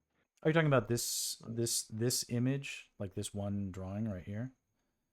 Because this is yeah. Well, you drew them all on their own canvas, and then you brought them into this file, or did you just draw that them all directly into this canvas? that's true. I drew them all on their own individual canvas initially, Oh, okay. and then I brought them into here because this is like I've posted this in the Discord where, I use a grid template in my storyboarding work, and the reason I did that is because it's just like a familiar place for me is to work inside like these grids like this. Okay. Eventually, the file size might get too big, and I'll have to break them out into their own things. I won't be surprised if that happens. But if I can, there are techniques that I use with my grids that I'd like to apply here, just because I know them to be efficient time savers and comfortable techniques that they're time tested and true, and I know I can rely on them. Whereas if it feels like if I treat these kind of like well illustrated storyboards, I think I'll be more at ease with that emotionally than if I treat them like I'm doing concept art and everything has to be on its own file or something like that. I don't want these to be overwrought and treated as Right. anything super special other than what I would normally do, even though this is a big departure from how I would normally storyboard something. These aren't storyboards. These aren't sequential images. They're a series of portfolio pieces that have a theme, but this is more akin to key art or concept art than anything else. It Yeah. is not what we do in our day job where these images follow each other. I should and still could make like a mini Zelda sequence, like a Zelda sequence where it's like Link meeting a bad guy, fighting the bad guy, and getting rid of the bad guy. But here's the twist or something like that. So anyway, that's on the horizon. But right now, I'm just like I could take any one of these scenes and make a sequence out of it. Like what comes before this, what comes afterward. Make a mini sequence that way. What comes before this image, what comes afterwards. Um, pick different things to be the really expand. All these are different kernels of ideas that can yield good results if I do a good job here. Something happened here. I didn't fill in. I fixed and then didn't fill in this bit of link elbow. Fix that real quick. So that's sort of the big idea here. And today I had a big day and a big day of doing nothing. But I did stream earlier. I finished off all these. I changed some of the mountain stuff. Yesterday I drew all these spider guys, and today I'm filling it in, or like right now I'm filling it in, and it's great to do like at the end of a day. I'm super tired, but filling in lines when you're tired is like nothing, right? It's nothing. All I'm doing is Yeah. it's just busy work. It's fun, lazy, busy work. So no big deal at all. Yeah. Yeah, I was gonna say earlier, the thinking and the planning and the decision making is the hard part. The drawing part for a decent artist is usually the easy part, A and then hundred, and then hundred the percent. coloring in and filling in is the easiest part. Yeah. Yeah. Although I, I usually, my coloring techniques are very brain intensive. Those are I'm because I'm not used to coloring, so that'll be. Ooh, I'm getting some dropped frames. I apologize if it looks like things are slowing, but I'm not sure why that would be, other than maybe you know uh, too much data in the system. But anyway, you were about to say something. Yeah, Destiny. I think you will appreciate when we get to the color stuff. It will still be a while yet, but I've my coloring techniques are I haven't I learned them from a different from a guy who it was sort of he's like I saw this great technique on the internet, and then I tried to find it again. I couldn't find it anymore, but he showed me how to do it, and I was like, that's unlike anything I've seen. It was very it's impossible to explain in any sort of synopsis, but those will be interesting to see, and it's a technique that should be shared. I didn't come up with it. I've adopted it as my own technique now, and so I'm keen to share it with others. But as to where it could have been sourced from, I've even from Googling, I can't find any reference to the technique as something. And I'm not saying it's revolutionary, but it's not typical. And I don't think it'll be a fun man, what a fun stream pitch! when we get to, yeah, baby. It's all mystery. What a sa- what Yeah, a sales pitch! what a jip. Yeah, what a jip. I can't tell you. No, I'm gonna peel it back. I'll show you. But also because I'm not well practiced in it, there will be a little bit of more anxiety for me because I'll probably make a few mistakes. But I've done it enough to know that it can solve a lot of color problems. So I'm excited to apply it to a very complex project like this. It'll be fun. You can only learn it in a small village in the Himalayas. Yeah. But it was It's like fat mysterious man to me. spa. It's like when you go to the it's like one of those tropes. Like you're in one of those you're in like some bazaar in Morocco, and you turn around and the shop is there, and you buy something. You turn around, the shop is gone. It's like where did this thing come from? It's not something that I don't want that to die with me. It's an interesting take on approaching color that I think it needs to get practiced, needs to be demonstrated, needs other people need to be doing it more. Um, because the artist who taught me is now a creative director. He barely has any time to paint at all, and if he does, he's painting with his kids. So it's not something that he is practicing as much as he should be.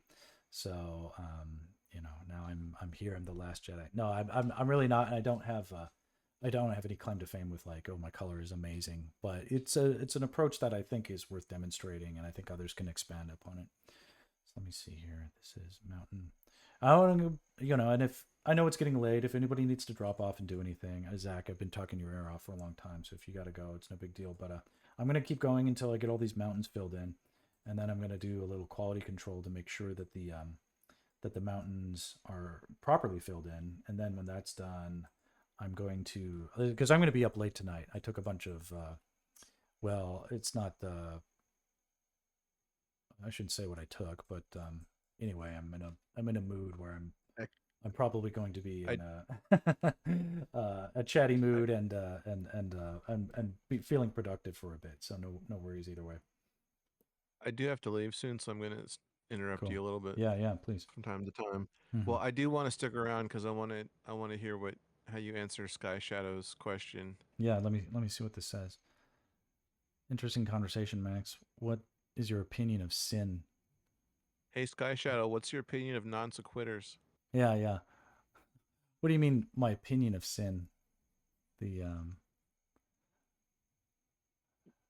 uh sin is a if Translate. we're talking about like Uh, moral sins and stuff like that. I Bye, mean, Ben. obviously Bye, there's Ben. yeah, Ben, good night, man. And anybody else who is lurking and wants to sleep, I don't blame you. It is late tonight. Ben, see you this weekend, Saturday or Sunday. Hopefully, at least Sunday. Oh yes, there's we're gonna destroy the tribute, right? Yeah. Yep. Good shit, good shit. Otra vez. I want to try. I want to try to be there. Yeah. So let's see here. Destiny. What do you mean? Like, did you typo that correctly, or was it did you mean to type something Sky else? Shadow asked that. Sky Shadow. Oh, Sky Shadow. Oh, there. Yeah, Is that a new Well, name? welcome back. Yeah, no, I know Sky. My Oh, you know opinion of Sky. sin. Yeah, Oh, yeah. No, Sky's a good chatter. So I'm not in a I do not morally grandstand. As an artist, I think it's important to not. I don't know. We have to allow ourselves to be human, right? I think having. I mean, what's a sin? Like sex before marriage. Definitely count me a sinner. And or fornication or masturbation. All those things I'm well versed in. We don't need to. I hate to shatter any illusions, but I'm definitely no purist of any kind. I think it's important to Sky sort Shadow of says, yeah. What is that's going on? "My inquisition is easy. Yeah. I am the body of chaos. This is one that is a fun topic." Oh, very good. Yeah, I, I'll put it this way. It really resonated with like breaking rules. To a certain extent, was something that resonated with me as a young person. Not as a like I want to be bad, but by clearly seeing that. Like look at Calvin from Calvin and Hobbes, for instance. Never wanted to do anything like staying up late, making any kind of mess. Basically, the kid practically tortured his parents, tortured his teachers. Um, a very poor friend and neighbor to people who were nice to him. Um, Constantly getting into fights and dealing with the easily avoidable situations that I'm not saying I got into fights and stuff like that, but there you have to the depth and breadth of the human experience is you got to get dirty, you got to get in there, like Bart Simpson. Like Calvin is the hero of the thing despite doing bad things. Bart Simpson is the hero of the thing despite doing bad things. Maybe it was just one of those things growing up in the 80s, but we were what about the like American Pie? Everybody's being you know look how gratifying it can be to give in to those baser drives. And by doing the wrong thing together with people who you can bond together with people by breaking rules together. And that it's such a quick way to make friends and learn to trust each other is to like sneak off and go smoke cigarettes like behind the bleachers. Max is saying do crimes. Yeah, well, I'm not saying like shoplift I'm or joking. do anything like that, but like, look at what's happened. Like, you know, there are some extents where I'm like, oh, it was bad of me to, pirate Photoshop software when I was younger. I'm glad I don't do that anymore. Now I'm like, fuck, everybody should pirate Photoshop and every other program that is like stealing from us with AI. If I could literally rob, Adobe with like stick them up, give me your money. It's like they deserve it. Look at the terrible things they've done. Nobody has clean hands, is what I'm saying. It's very allow yourself to feel some of that dark side and cultivate the I'm not saying everybody should go out and do drugs. I think whereas in some ways I expressed that sentiment to my friends when I was younger. I have regrets there where I'd watched some of my friends actually become drug addicts and overdose and die, unfortunately. And I feel a little bit bad about that. Now, they were not necessarily great people as adults, and perhaps if nothing else, that they're as they enveloped or developed into their true selves, it became an unfortunate reality that their destiny was to have this tragic ending or whatever. But I'm more cautious about what I tell people to do that will be good for them.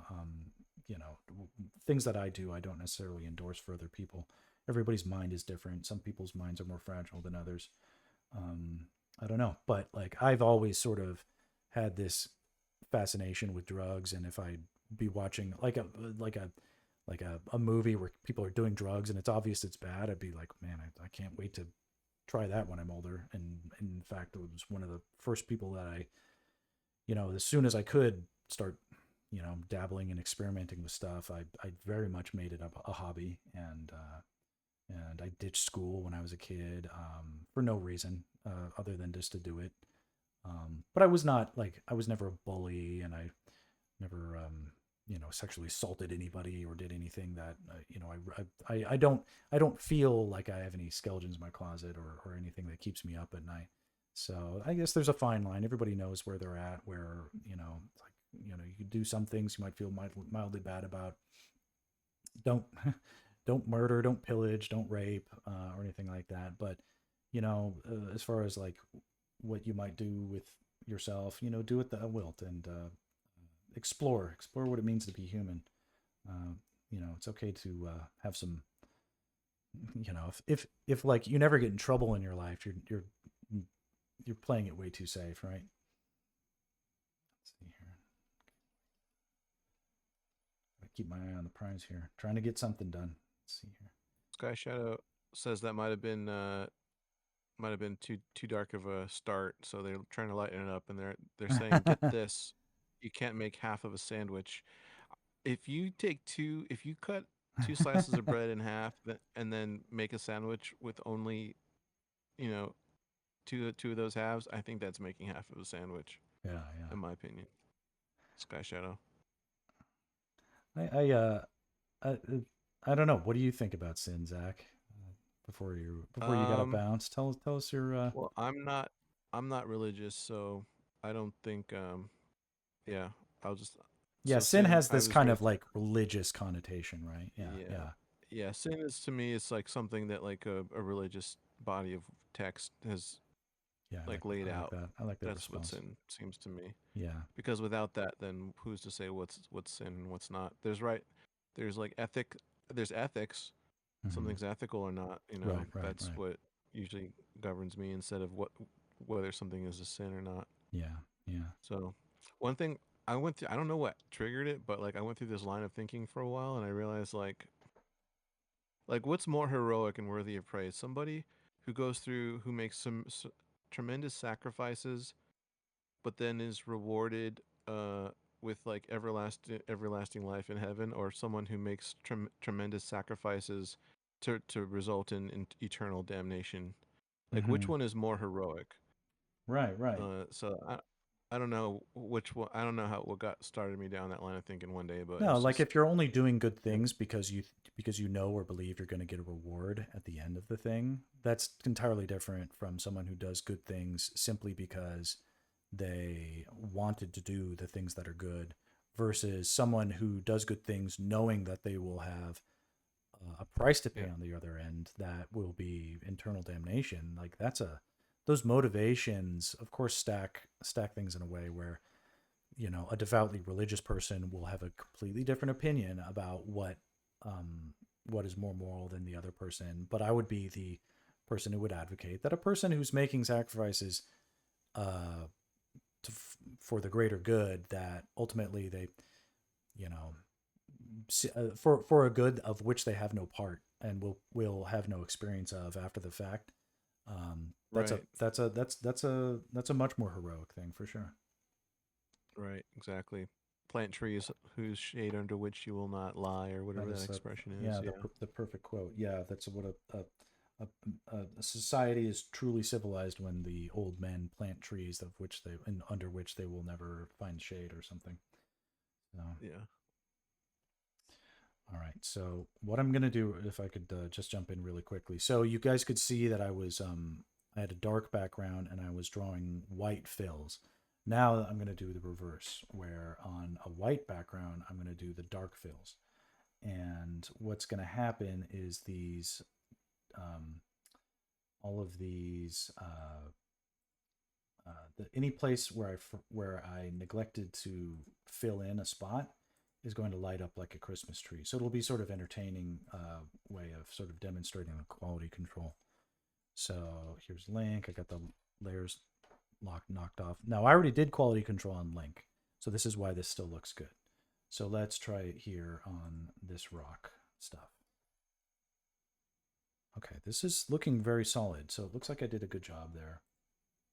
Oh, but you can see here around these edges, like all this little bit, this stuff needs to get cleaned up a little bit. It doesn't have to look perfect, but see where there are these gaps, these like white here. I'm zooming in so you guys can really see because it's not that clear maybe from the zoomed out, but you can see here, like there were some neglected areas in here. yeah. So that's what I'm going in and filling in right now.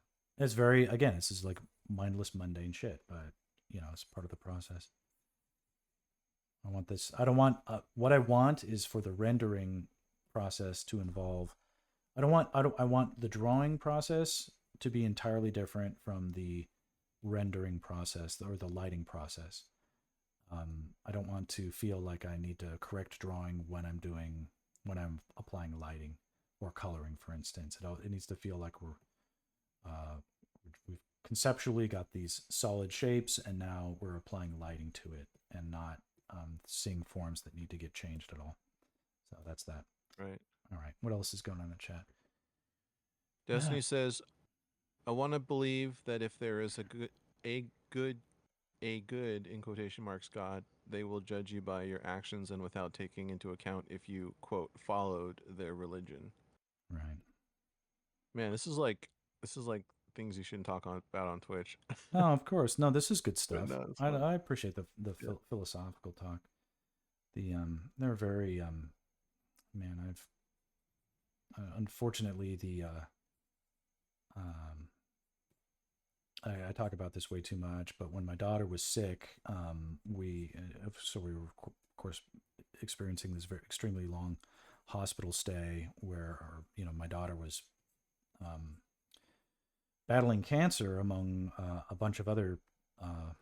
Man, they were babies. They were all babies at the time, and the we sort of had this cadre of families that were sort of diagnosed at the same time with similar prognoses, and the children were of similar age, so they were as much friends as 1 year olds can be living in a hospital where they can barely even interact with each other. But the mothers and the families um, had a network among each other where we were able to lean on each other for support and chat and text each like if we're where whereas like my wife could no longer find any kind of common ground with her own best friends. these complete strangers she was able to chat with late at night, just via text chatting, from one hospital room to the other, and sharing words of comfort, or expressing dark fears and all these things. And it was interesting to see, because many of these families were very religious, and by extension me, and of course I am not religious, and I really try to abhor fundamental beliefs of any kind. So it's like I don't, like, well, Max, what do you believe in? And it's like, I don't believe in belief. I just don't. I have my thoughts about why people believe and whatever, but that I don't have a religion, and I'm not agnostic to religion. I don't believe in beliefs.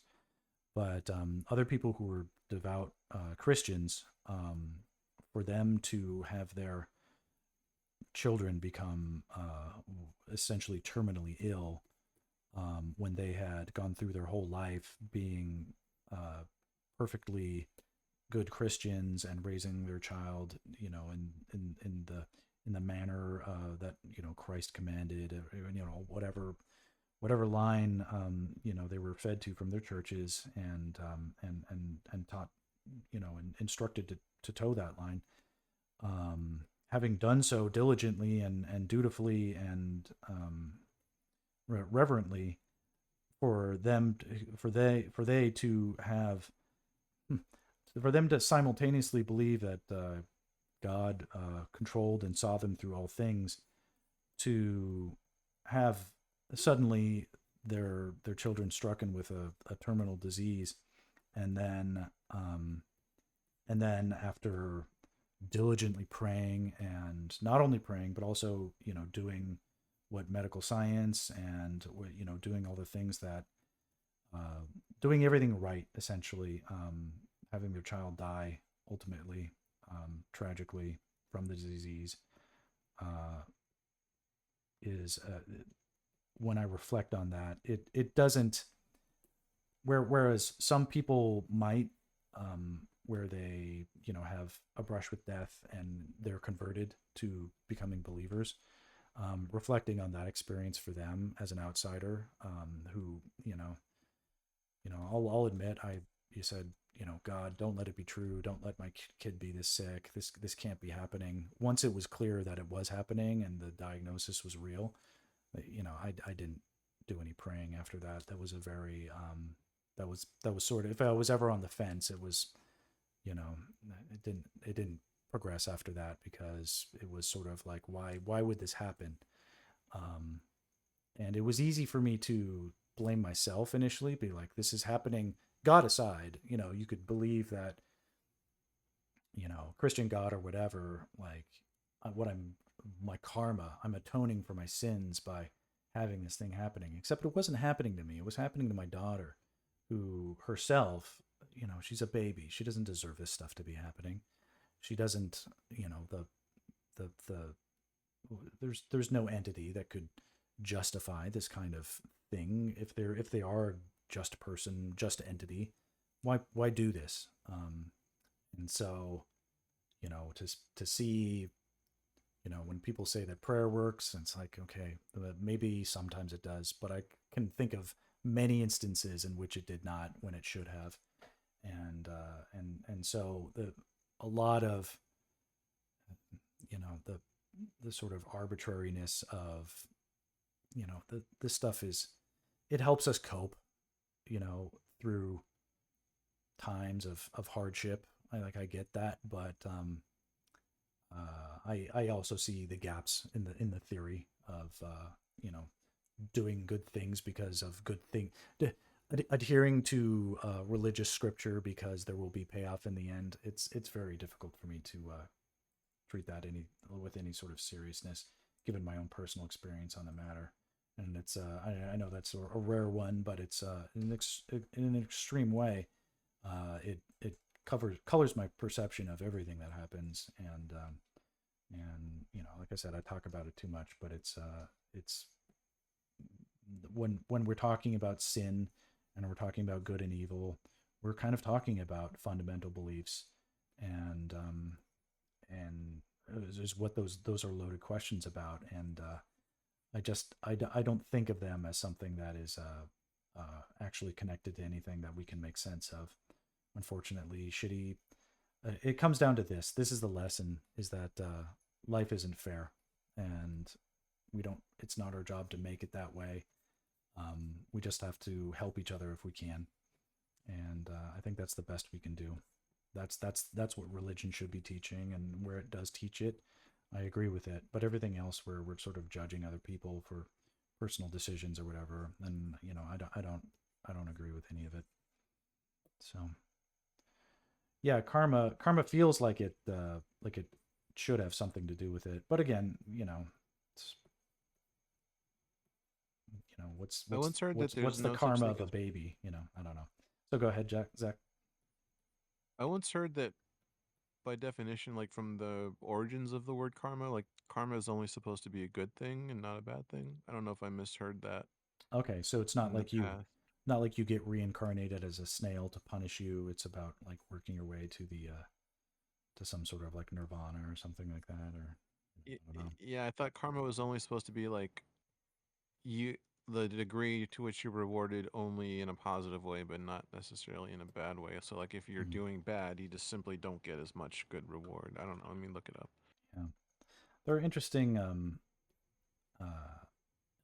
it was interesting being in the position where I was in the hospital dealing with medically what needed to be happening with my daughter, which was extensive. Like, 18 months of cancer treatment. My daughter is fine now, or as fine as a person who can be, who had cancer treatments many years ago.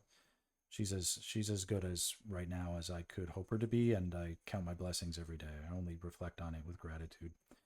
But at the time, it was interesting to see how other people who knew of our situation, because everybody knew about it, I was posting about it on Facebook. I'm a guy that when I need help, I shout it from the rooftops. I like literally will shout help. I'm not a stoic, quiet person. When I need the help of others, I definitely ask for it. I'm not shy about asking for help. I'm not shy about expressing pain. Other people who have chronic pain, they'll keep it inside. They won't talk about it. If I'm ever on in pain during a stream, I won't shut up about it. I'll be like, oh, my tooth is infected. I'm in agony. I'm in agony, or whatever. I wouldn't be able to shut up about it.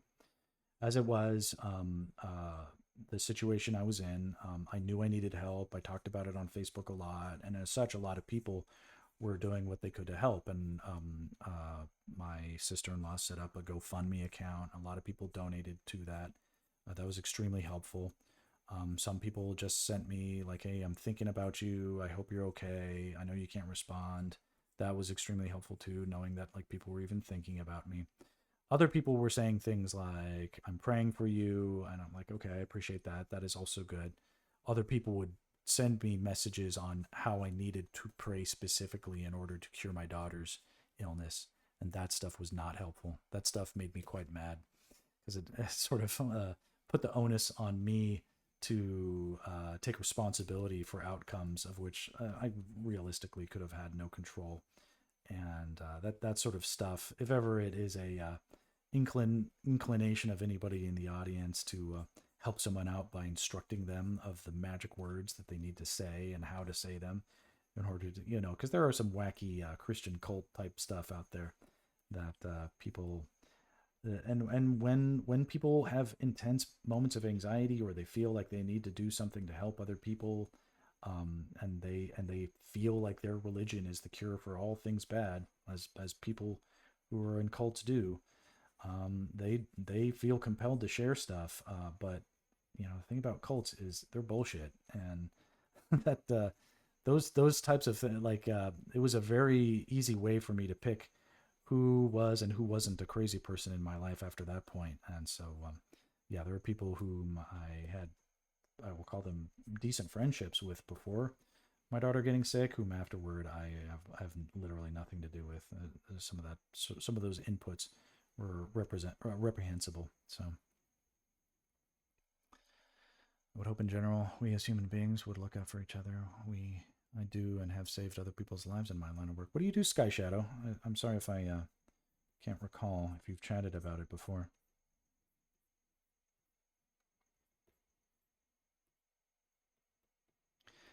It's and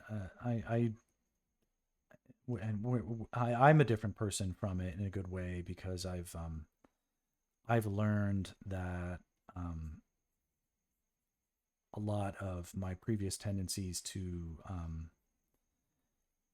be cynical about other people helping each other or people's motivations for helping each other are far more nuanced, and I really do believe people are good and or want to do the right thing in almost any case. The one thing about pediatric cancer is there's nobody who's for it. You know, there are all sort of political leanings where you'd say like guns are good or guns are bad or capital punishment is good or capital punishment is bad, but everybody believes that pediatric cancer is a terrible thing, and if we can eradicate it as a concept medically, then that's worth doing. So it if I do have a fundamental belief, it is that like there are, you know, actually But helping cure children is a good idea. And go ahead, Zach.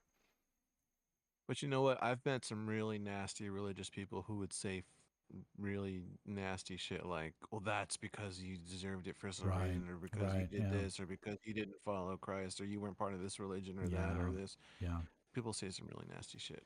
They really But can, and knowing that the people who those aforementioned religious people who found themselves on the intercept of rock and a hard place where their child is sick and needs this medical intervention, and then you know, them being in a church where they were their way in that church is to put the child in front of the group of elders and have, you know, endless prayer sessions, and then afterwards the child is declared to be healed, and then if the cancer is still present, then it must be a failing with the child or it must be a failing with the parents, or there must have been a non-believer in the crowd, and ultimately, you know, cults get to take all the credit for everything that goes right and then disavow any credit for anything that goes wrong. Sounds very familiar to the union stuff, actually. yep.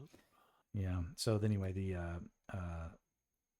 that's just a little bit of that where I really my heart went out to people who for whom they're very it's as if it's not bad enough if your child is sick and dying. It's like you also have to deal with um, essentially getting excommunicated uh, for reasons that you weren't in control over from your community, um, for because it's like, well, this sort of proves that you don't really believe in God because your child is not healed and shit like that. Can you believe such a thing? So there are yeah, terrible things out there that will pretend to be doing the right thing for the right reason, but they're not. And you know, you can find any justification for believing anything really. Doesn't make it right. Let's see here. You're a liquor store manager. Oh, that's awesome. The closest one to the county jail and courthouse. I saved one person this year from dying from burns. A parking lot was scorching and they passed out on it. Oh my God. Came back and I told him what happened. And he didn't remember it. Wow. Yeah, yeah, yeah. Oh man, I bet you got 1,000 stories. Jesus. That's funny. What jumps to mind instantly, of course, I don't know if this is a lot that you'll throw yourself in with, but the movie Clerks was one of my favorite movies when I was a kid. You have seen it all. I bet you have. Oh boy. Um, I do most of my drinking at home, and I buy most of my booze in a from Trader Joe's. So I don't frequent liquor stores much, but they do have such a vibe. Um, Sky, are you? I don't know why I'm supposing this, but are you in Seattle? I think I've seen you on my brother's chats as well. Seattle. What? Because of their icon, or because of something they might No, have said? no. My brother made a lot of friends in Seattle that I'm I'm curious if Oh, Sky was more specifically in that crowd. And one thing that happened when I started this stream was that a lot of my bro's good friends sort of I was able to sort of orbit my brother for a bit, to use a social term, and steal his clout to get um, some follow. Yeah, yeah, I know your brother. He's a close oh, friend. does So he stream? Did you say that? yeah, my brother's a streamer. He's a good streamer. He gives a good stream. He's Really? What does yeah, he stream? he's a variety game streamer, and he's just a Oh, good guy. He's not an artist. Although I think he's a talented drawer, and I think he is a talented artist and a very creative person. But he's sort of explored his own path, which I think is advisable. I think, yeah, he's been Twitch streaming with more dedication than I, and he's got like 1,000 followers or something, or he's very close to 1,000. So Zach, you should look him up. It's Boxer 419. He's within spitting distance of 1,000, so you should go and tip the scales a little bit. I think he wouldn't mind that. boxer underscore 419. Yeah, Boxer underscore 419. So you can Was he click. a boxer? No, no, he wasn't. Although he did a lot of karate. I think it's just it's kind of a good question. I I don't know why he sort of adopted that. Maybe Sky can. Yeah, Sky can do. He loves it when you call him Boker or Boxer. Did you spell that right? Boker. um, Poker. I I should have made a joke. Like his name is Booger 419, I think. Um, he's just a good guy, and very funny, and his stream is very much him. It's sort of lays bare his personality. He's one of the nicer people I've known in my life, and very very glad to call him my brother. We get along great. I know a lot of siblings don't, but I'm really glad that we do. Makes things really simple, knowing that I can have an ally I can rely on, and vice versa. Right. It's interesting. He doesn't seem that far like removed in age from you, He or is is he? he looks older than he is because he's got gray hair and I don't. But I'm 7 years older than him. Oh, it's your younger brother. Yeah, he's my younger brother. Yeah. Oh, oh, Mm-hmm. interesting. Yeah, yeah, Okay. yeah. I'm a big brother too. Oh, that I didn't know that. Okay, cool. How Yeah. old is you have siblings or sibling, and how what's the age difference? I have one younger full brother Okay. and then two half brothers and two half sisters. Oh, that's a decent spread. Mexicano. Yeah. Yeah. They each of my parents had two children before their marriage to each other. So, Yeah. Okay. Do but I y'all really do only y'all have a get along? relationship with my. Well, I was saying I really only have a relationship with my full brother and one of my half sisters, and so the other half sister and both of the half brothers I don't really have a relationship with. Okay. Yeah, Is but I it get along with my brother and my half sister. Yeah. okay? Is it a source of contention, or so just more or less inherited that tension from your parents, or you have curiosity? Do you Um, ever cross kind of a paths? long Is it story. okay? You don't have to get Kind into of a it. long. Yeah. It's not that it's a bad story. It's just kind of a Oh, long story, but yeah. okay. No, I got long stories with my as simple as my family dynamic is. It's actually quite storied in the origin story of Max is a story worthy of its own stream because my parents were married to different people when they had an affair with each other essentially while they were married to different people and while they were they shared a cubicle at an animation studio that they used to work at Uh huh. Filmation, if you can recall that old animation studio that produced He-Man back in the day. So they they Filmation rings a bell. yeah they while they were working on, I don't know if it was He-Man or She-Ra or that weird Ghostbusters knockoff or whatever, but yeah, they fell in love, and and then my mom got pregnant with me, and so it was very. This was in the '80s where it was still very. Oh, at least among white people, I think it was definitely their families did who their families whom were expecting a lot more of them were very disappointed to hear not only were their marriages falling apart, but that my mom was having a bastard child and everything was turning out all wrong, and it was some sort of shameful repudiation of God's will, etc., and all of that bullshit. Did either of them have children in the other marriage? They did not, which Well, that's good, at yeah, least. it is very good that that was the case because otherwise you could definitely understand things being far more complicated.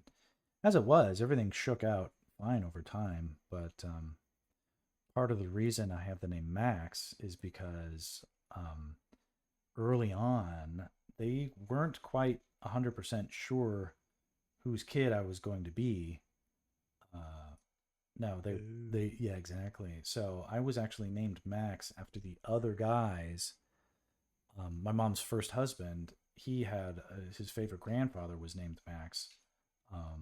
They had a Jewish family, and so that was something. I guess that's what you do. I don't want to say any specific stereotypes, but I think that's common. Like, you can name people after like a dead relative if you're Jewish or something. Anyway, it was an honor to be named Max, but it turned out I wasn't his kid, and so Max Forward, which obviously sounds like a clever sort of creative play on my last name, is just coincidental. My real name is Robert Forward. My legal name is Robert Forward, as is tradition on my real dad. And I love and see my real dad all the time, and we have a great relationship. But he didn't name me Max. That was a carryover from a bit of a vestigial nickname from a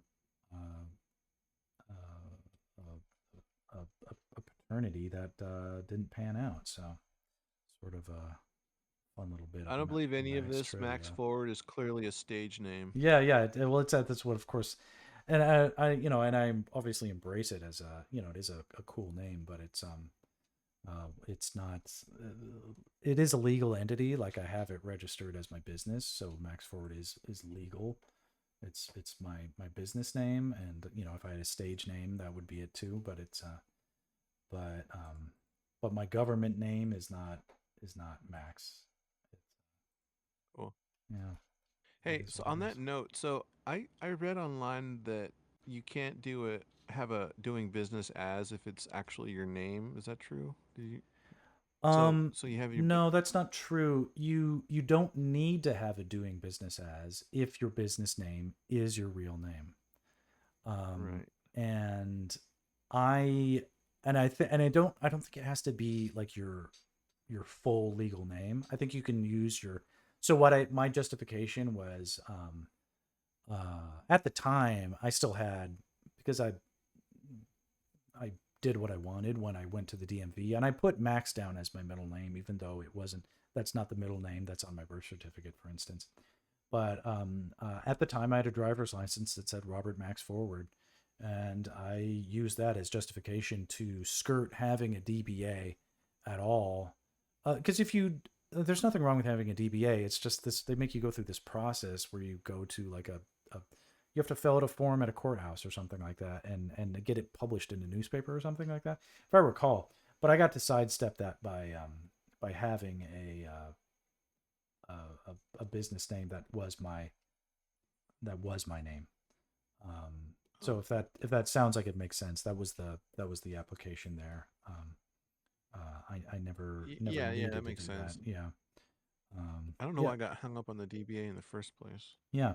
So if your Uh, entity name, if your business name is essentially or in part, no, no, no, not a lawyer. Okay. So you so yeah, these are Destiny, these are fun revelations. I'm peeling back the layers of the Max lore. So if you like, your name Zach, you can have your last name or whatever. If you're Oh, comfortable using your, I think at least your last name. Like your first name is not distinguishable enough, I don't think, but like your last name, I just think it's distinguished. Here's what happens is they just don't want people having the same goddamn business names as other businesses. So if your business name is your real name and no one else has your real name registered as a business, then you're fine. But ultimately, this is about those types of things. But no one can stop you from having a business of your name.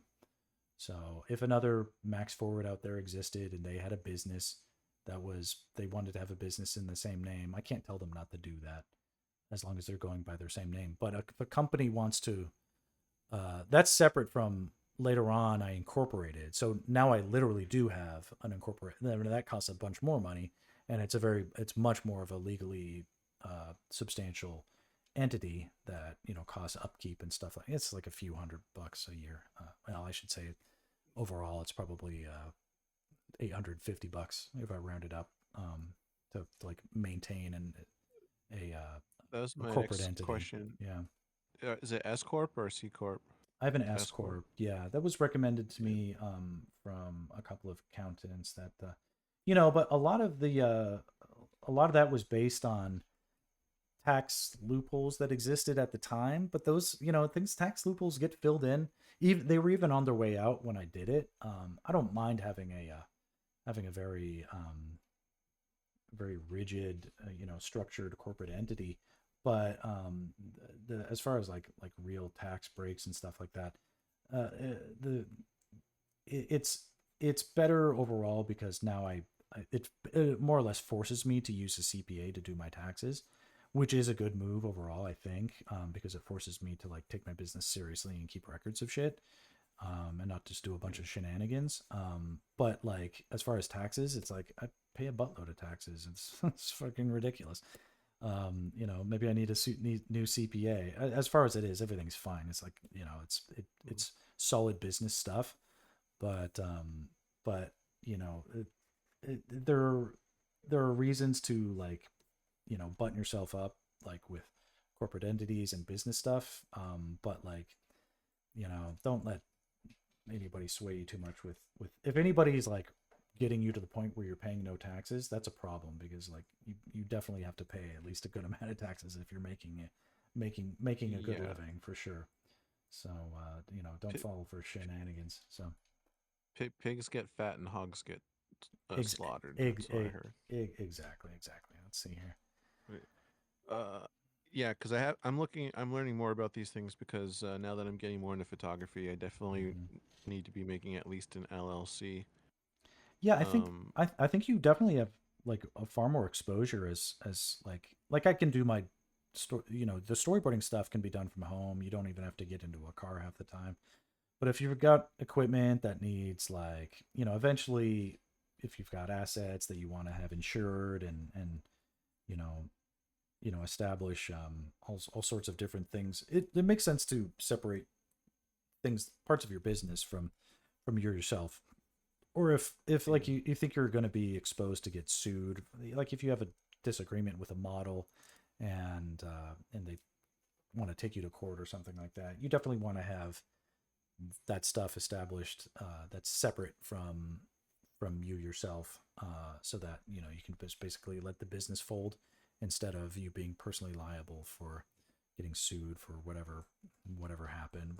Anybody can sue anything for anything in this country or in this world. So right, it is a good right, idea to protect yourself at least a little bit.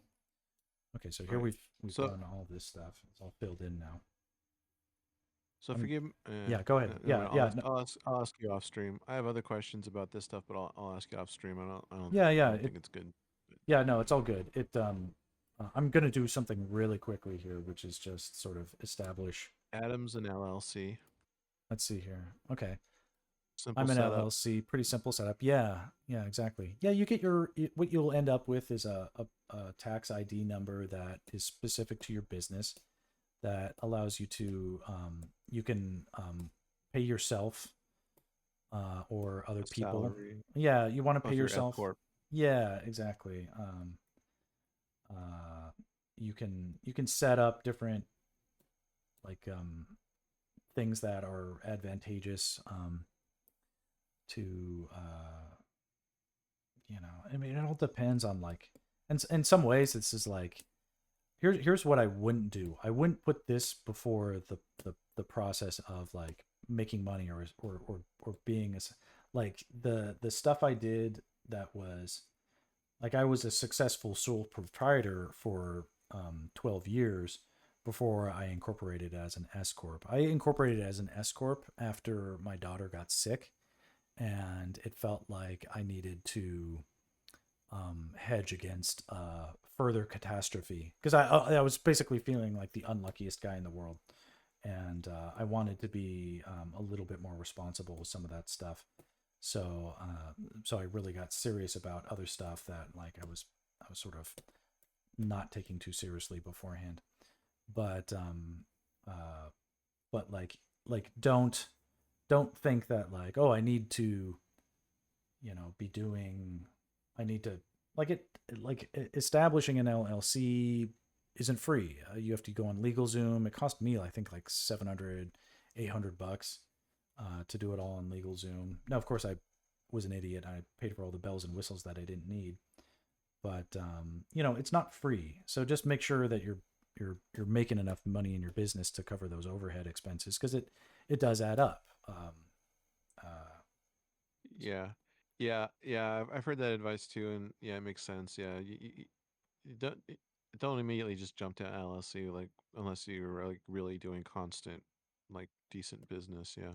yeah. But like I said, I know I'm pretty much regardless of where I am at my storyboarding career with Mhm. the photography, I know I need to move that up and do that sooner rather than later. Cause my life could fucking fall over, and when I do go out and do events and stuff, you can buy photography insurance for like $50, but Lord forbid I take it out to do a headshot or something and someone's walking by on the sidewalk and trips over my light, and she's a fucking, old woman or something. Yeah, it could be So, like the stupidest shit can happen. Someone might think you have a gun and yeah. have a heart attack.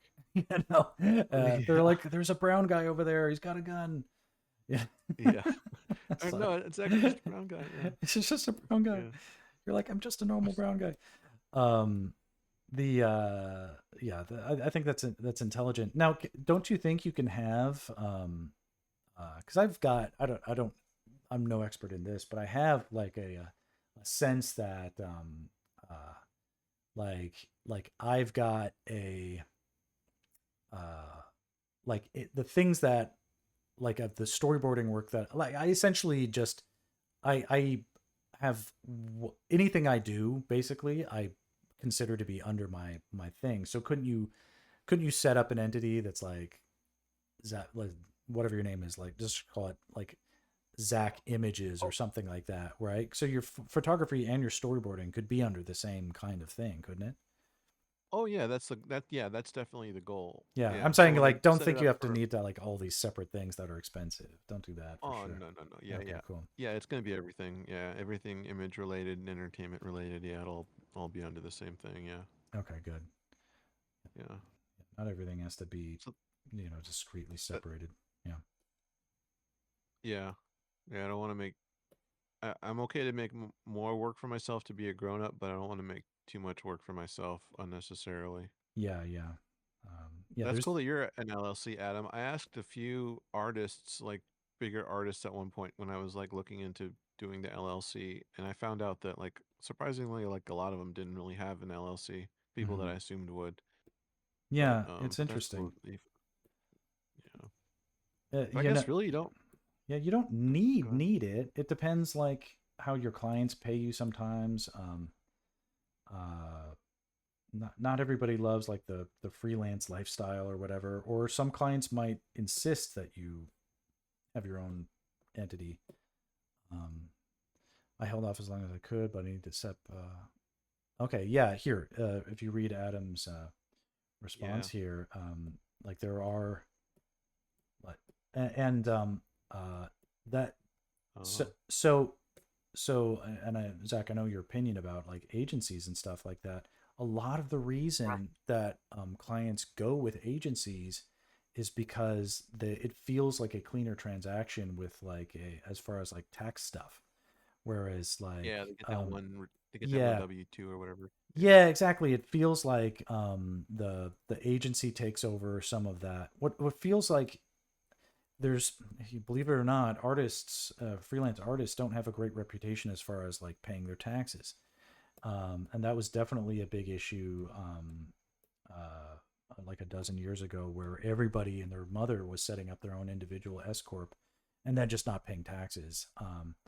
And what ended up happening was a lot of production studios got, um, because it was not easy for the government to go and hunt down a bunch of freelancers. What they did was hold the giant corporations who were paying them as, who were willing to pay them as, S corps, accountable for the taxes that were lost. Um, that was not fair for anybody in the situation, but as a result, there were many entities. I remember this happened, for artists at the mill, for instance. The mill basically forced everybody who was a freelancer, a freelance individual entity, to register as a corporation with a specific, and then they got busted for doing that. But there were all sorts of, it wasn't so much no invoices. It was just like people got a lot of really bad tax advice back in the day that was like, oh, just do this and then pay. You wouldn't, you could, I mean, technically you can still do this. You can pay yourself like a very, like, as long as you're paying yourself minimum wage, man.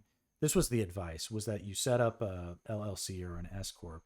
This is what not to do now, because these are all red flags. But back in the day, this was the advice, was to, hey man, just set up, clients pay you into your corporate account, and then all you have to do is pay yourself minimum wage, man, so that on paper you're making like nothing, man.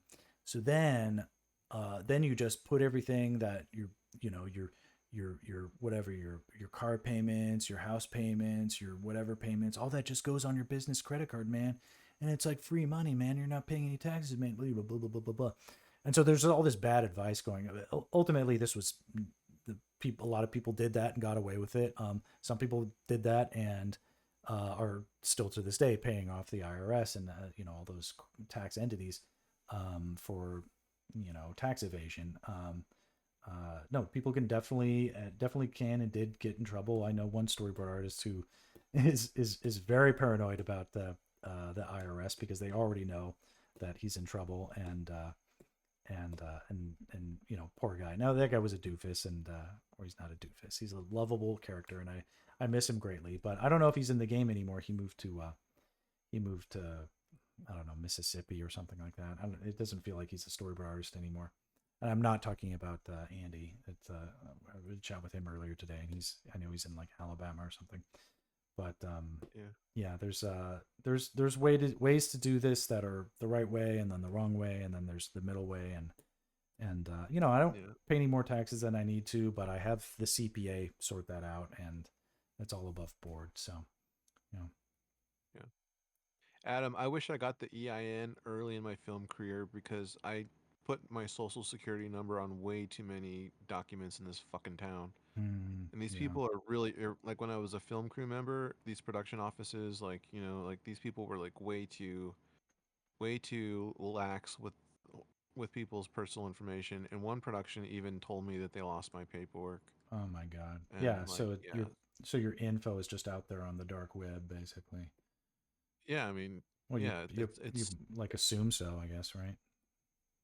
I mean, you might as well assume so. I Yeah. mean, it's. I mean, you have, and then, but even besides that, the fact that like as a freelancer, you have to send your tax and from your social security number around to every Right. single fucking job Yeah. is Yeah. like, yeah, I wish No, I had that's gotten that exactly right. EIN. Yeah. Like a dozen or more times a year. I mean, almost every year it feels like, well, they've changed the form, so now everybody has to fill out this form again, or every time, it's more now than ever. I find myself filling out tax forms that have the same information as last time for the same people. I'm like, the stuff didn't change, but I was like, I wasn't an illegal immigrant then, and I'm not an illegal immigrant now. So, Zach, they're just scrutinizing you because you're brown. Once again, it all comes back to it, I'm sure. Well, I agree that it's just, these are all, and they keep passing all these like no gig worker laws and stuff like that. It gets harder every year to like What was do what we this do, loan out man. thing? Does that affect? Did that not like what was this? I don't. That Can you understand that this loan out? that affects me. A client of mine that used to pay me through, they would be willing to, basically the company, New Caps. They used to be Cast and Crew. I know Essentially, kneecaps. yeah. These entities that basically have they're only like one or two entities that basically handle the payroll distributions and like union hours, like accounting for the for film production basically. And it now now you had to make a case for yourself, in many instances, like, okay, no, Max gets paid through his LLC, or no, his S corp. Here's his stuff. Here's this stuff. Don't pay him directly. He doesn't want his taxes taken out because my accountant pays my taxes and stuff. But earlier this year, and it's because of all the industry slowdown, so many people were filing on unemployment who would be on crew jobs or whatever, and either they were filing it erroneously or whatever. Like, I pay into unemployment. Technically, I can get unemployment, but it's like I'm paying into my own unemployment insurance. It doesn't come through my employer as an S corp entity. I pay my unemployment insurance myself, even if I never use it. So it's a little whack that way. I'm not super happy with the fact that it's like I'm. Good night, Adam. I'm not super happy Bye, with it. Adam. Yeah, I'm almost done here. I'm gonna be done in a second. I'll export this and just save it out. But anyway, just to finish up the conversation, it's whereas some essentially it kind of boils down. I use this term sometimes, but it's like special compensation. If a client likes you and they're willing to sort of do something special for you, because normally like the the loan outs, they're willing to do that for like especially like above the line people, and like the bosses of crews, for instance. So like if I was, that you were the head of the art department or something like that, you could feasibly like make a case for yourself, like, no, I'm a it is you almost have to sort of like force yourself to, if you've got the juice as like a person who is like, no, I get to dictate some of my terms. It's much easier that way to get paid as a loan out. And all that is just like they're willing to pay you just your straight wages instead of taking taxes out.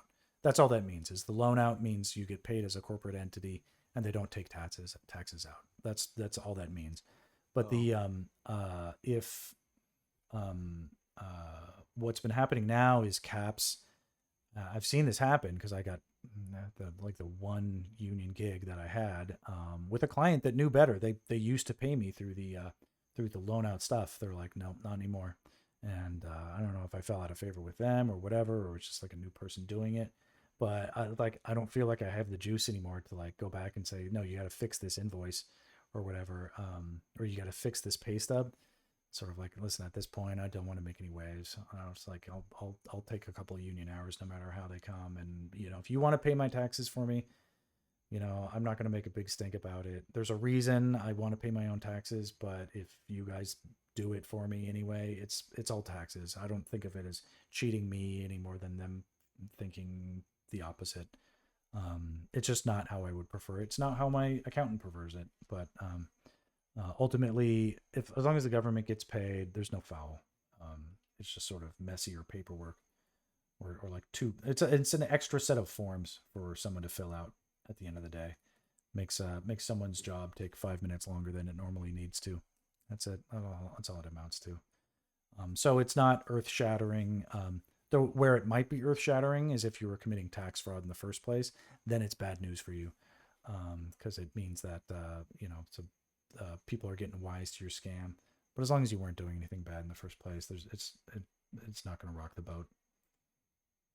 So I hope that okay. Well, I don't have to Shed's worry a about little. that because I barely started to understand what a loadout was like Yeah, 3 and years ago. yeah, and so what I'd say is like if like whereas I'm an S corp, if I hadn't done what I did and I'd be in it right now, I'm not sure if I would see the pressure to get to incorporate under the like I feel like tax laws have shifted a little bit. A lot of the expectations are different. It's really not as expected. It's not as fashionably like it used to be. Everybody who was a freelance graphic designer or an illustrator that I would talk to, they'd be like, "Oh yeah, of course I'm an S corp. Everybody's an S corp. Max, you're not an S corp. Everybody's got to be an S corp. What are you doing, man? You're not an S Everyone's corp. doing it, Yo, baby. yo, dude, yeah, yeah, baby. What are you doing? You're paying taxes like a chump."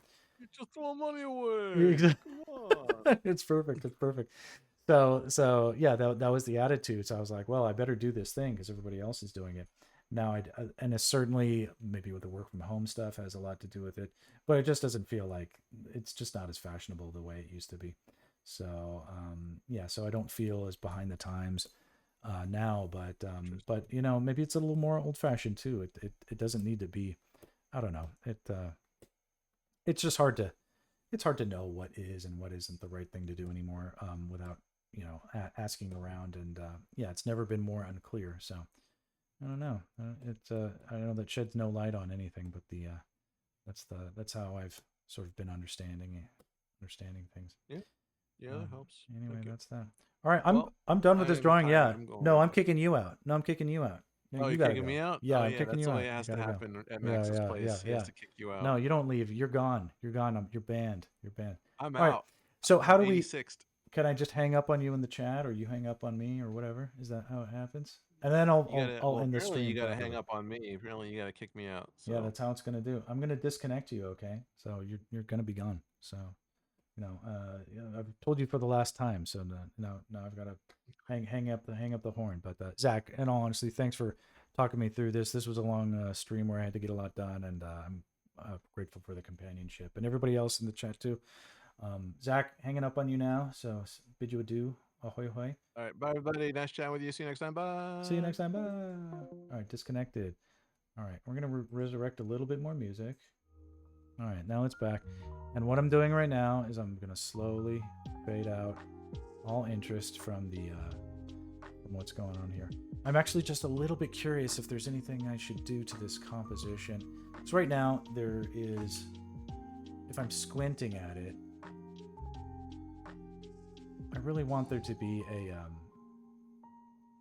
I think here needs to be more contrast. So let's see here. Just a little bit of darkness. Okay, I'm using the glow tool, but there's a difference between that and soft airbrush. I just want this to have a certain sense of thisness, like all these other things. I want it to feel like it's among the, like it can fit among them in the series, so it doesn't look like there's more or less work left to do on the image before I finish it out. So I think that alone kind of got it.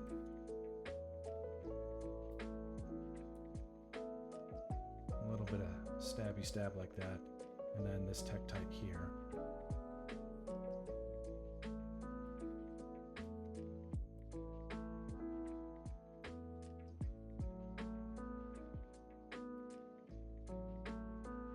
That's not too bad.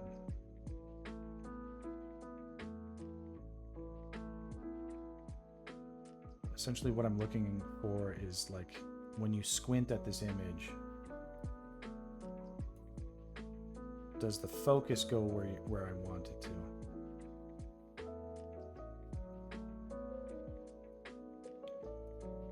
And I think it does. Now Link needs a lot of help sort of showing his form a little bit better, but I'm not getting in the place right now where I'm trying to render. So I'm willing to do only about this much.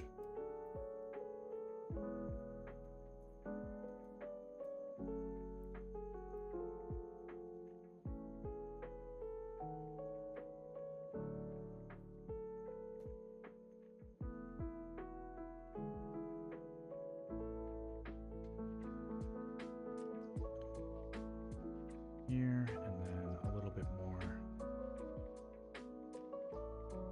Tectite. Just bring the focus here. I feel like that does a decent job. These rocks up here. Do we need some clouds? So yes. Yeah, so what you're highlighting is, of course, the need for atmospheric effects. All of that is going to come on the next iteration of this image.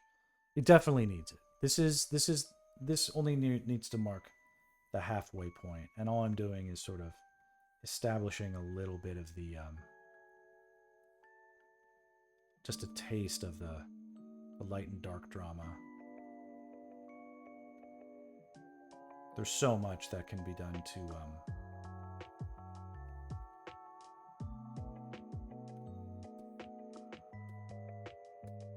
make this look amazing, and it'll all come in time, all of it. But right now,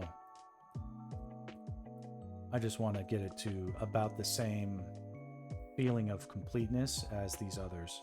So you can see, like, in this image, like, I haven't drawn any of the fire effects or the particle effects, all that is, or the magic effects, all that is coming. So yes, all of that is on its way. All of these things will have amazing dynamic effects and interest. But right now, we have to, we must be patient.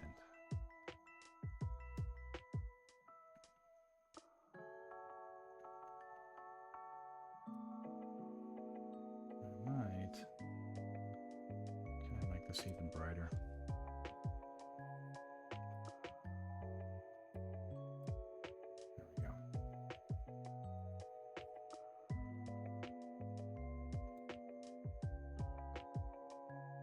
Awesome.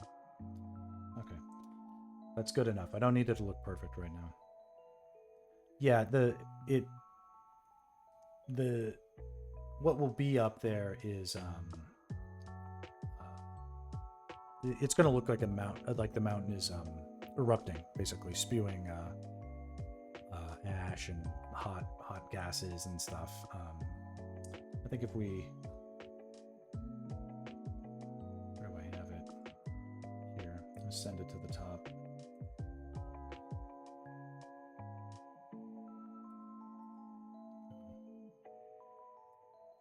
It has to go here. Just really quickly, let's revisit. This was the original sketch. So here you can see we get a sense of all that stuff, but the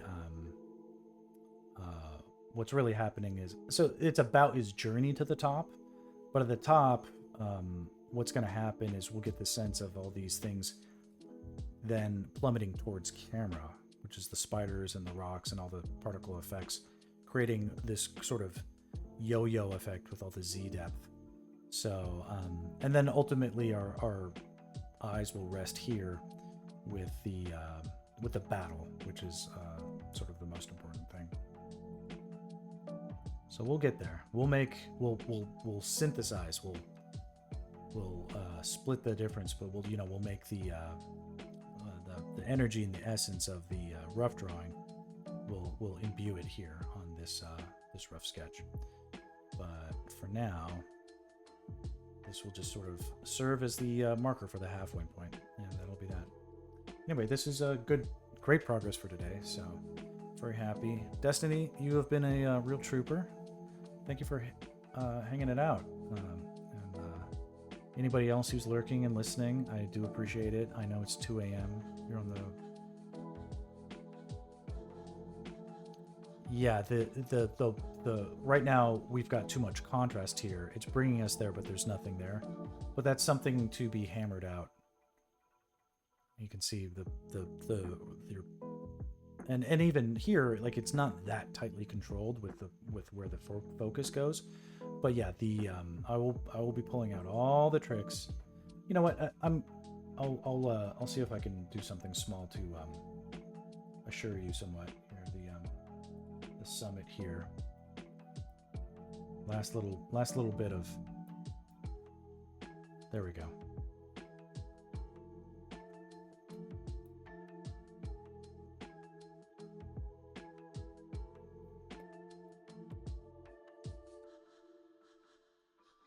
So this keeps doing this, it keeps the entire focus more here in the foreground.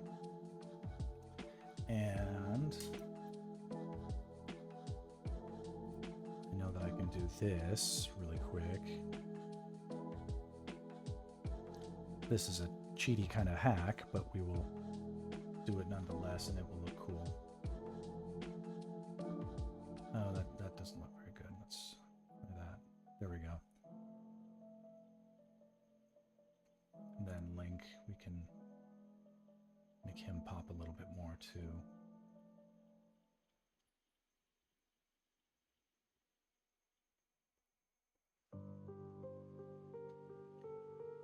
Just a little more clear. A little more clear, a little more eye-grabbing. Oops. Because I'm going to post this on my Instagram. And Destiny, if you want, my Instagram for this, where I post this stuff, is Study Studio Max. It's right. It's the second Instagram there. Okay, so I'm going to save this out, post it there, call it a night. And thank you, anybody listening, especially Destiny. Special thanks to Zach for demoing the chat feature, the voice chat feature. Very cool to see all these cool techs work. And I'm going to call it a night, get some sleep. All right, I'm going to fade away and then cancel it out. Later.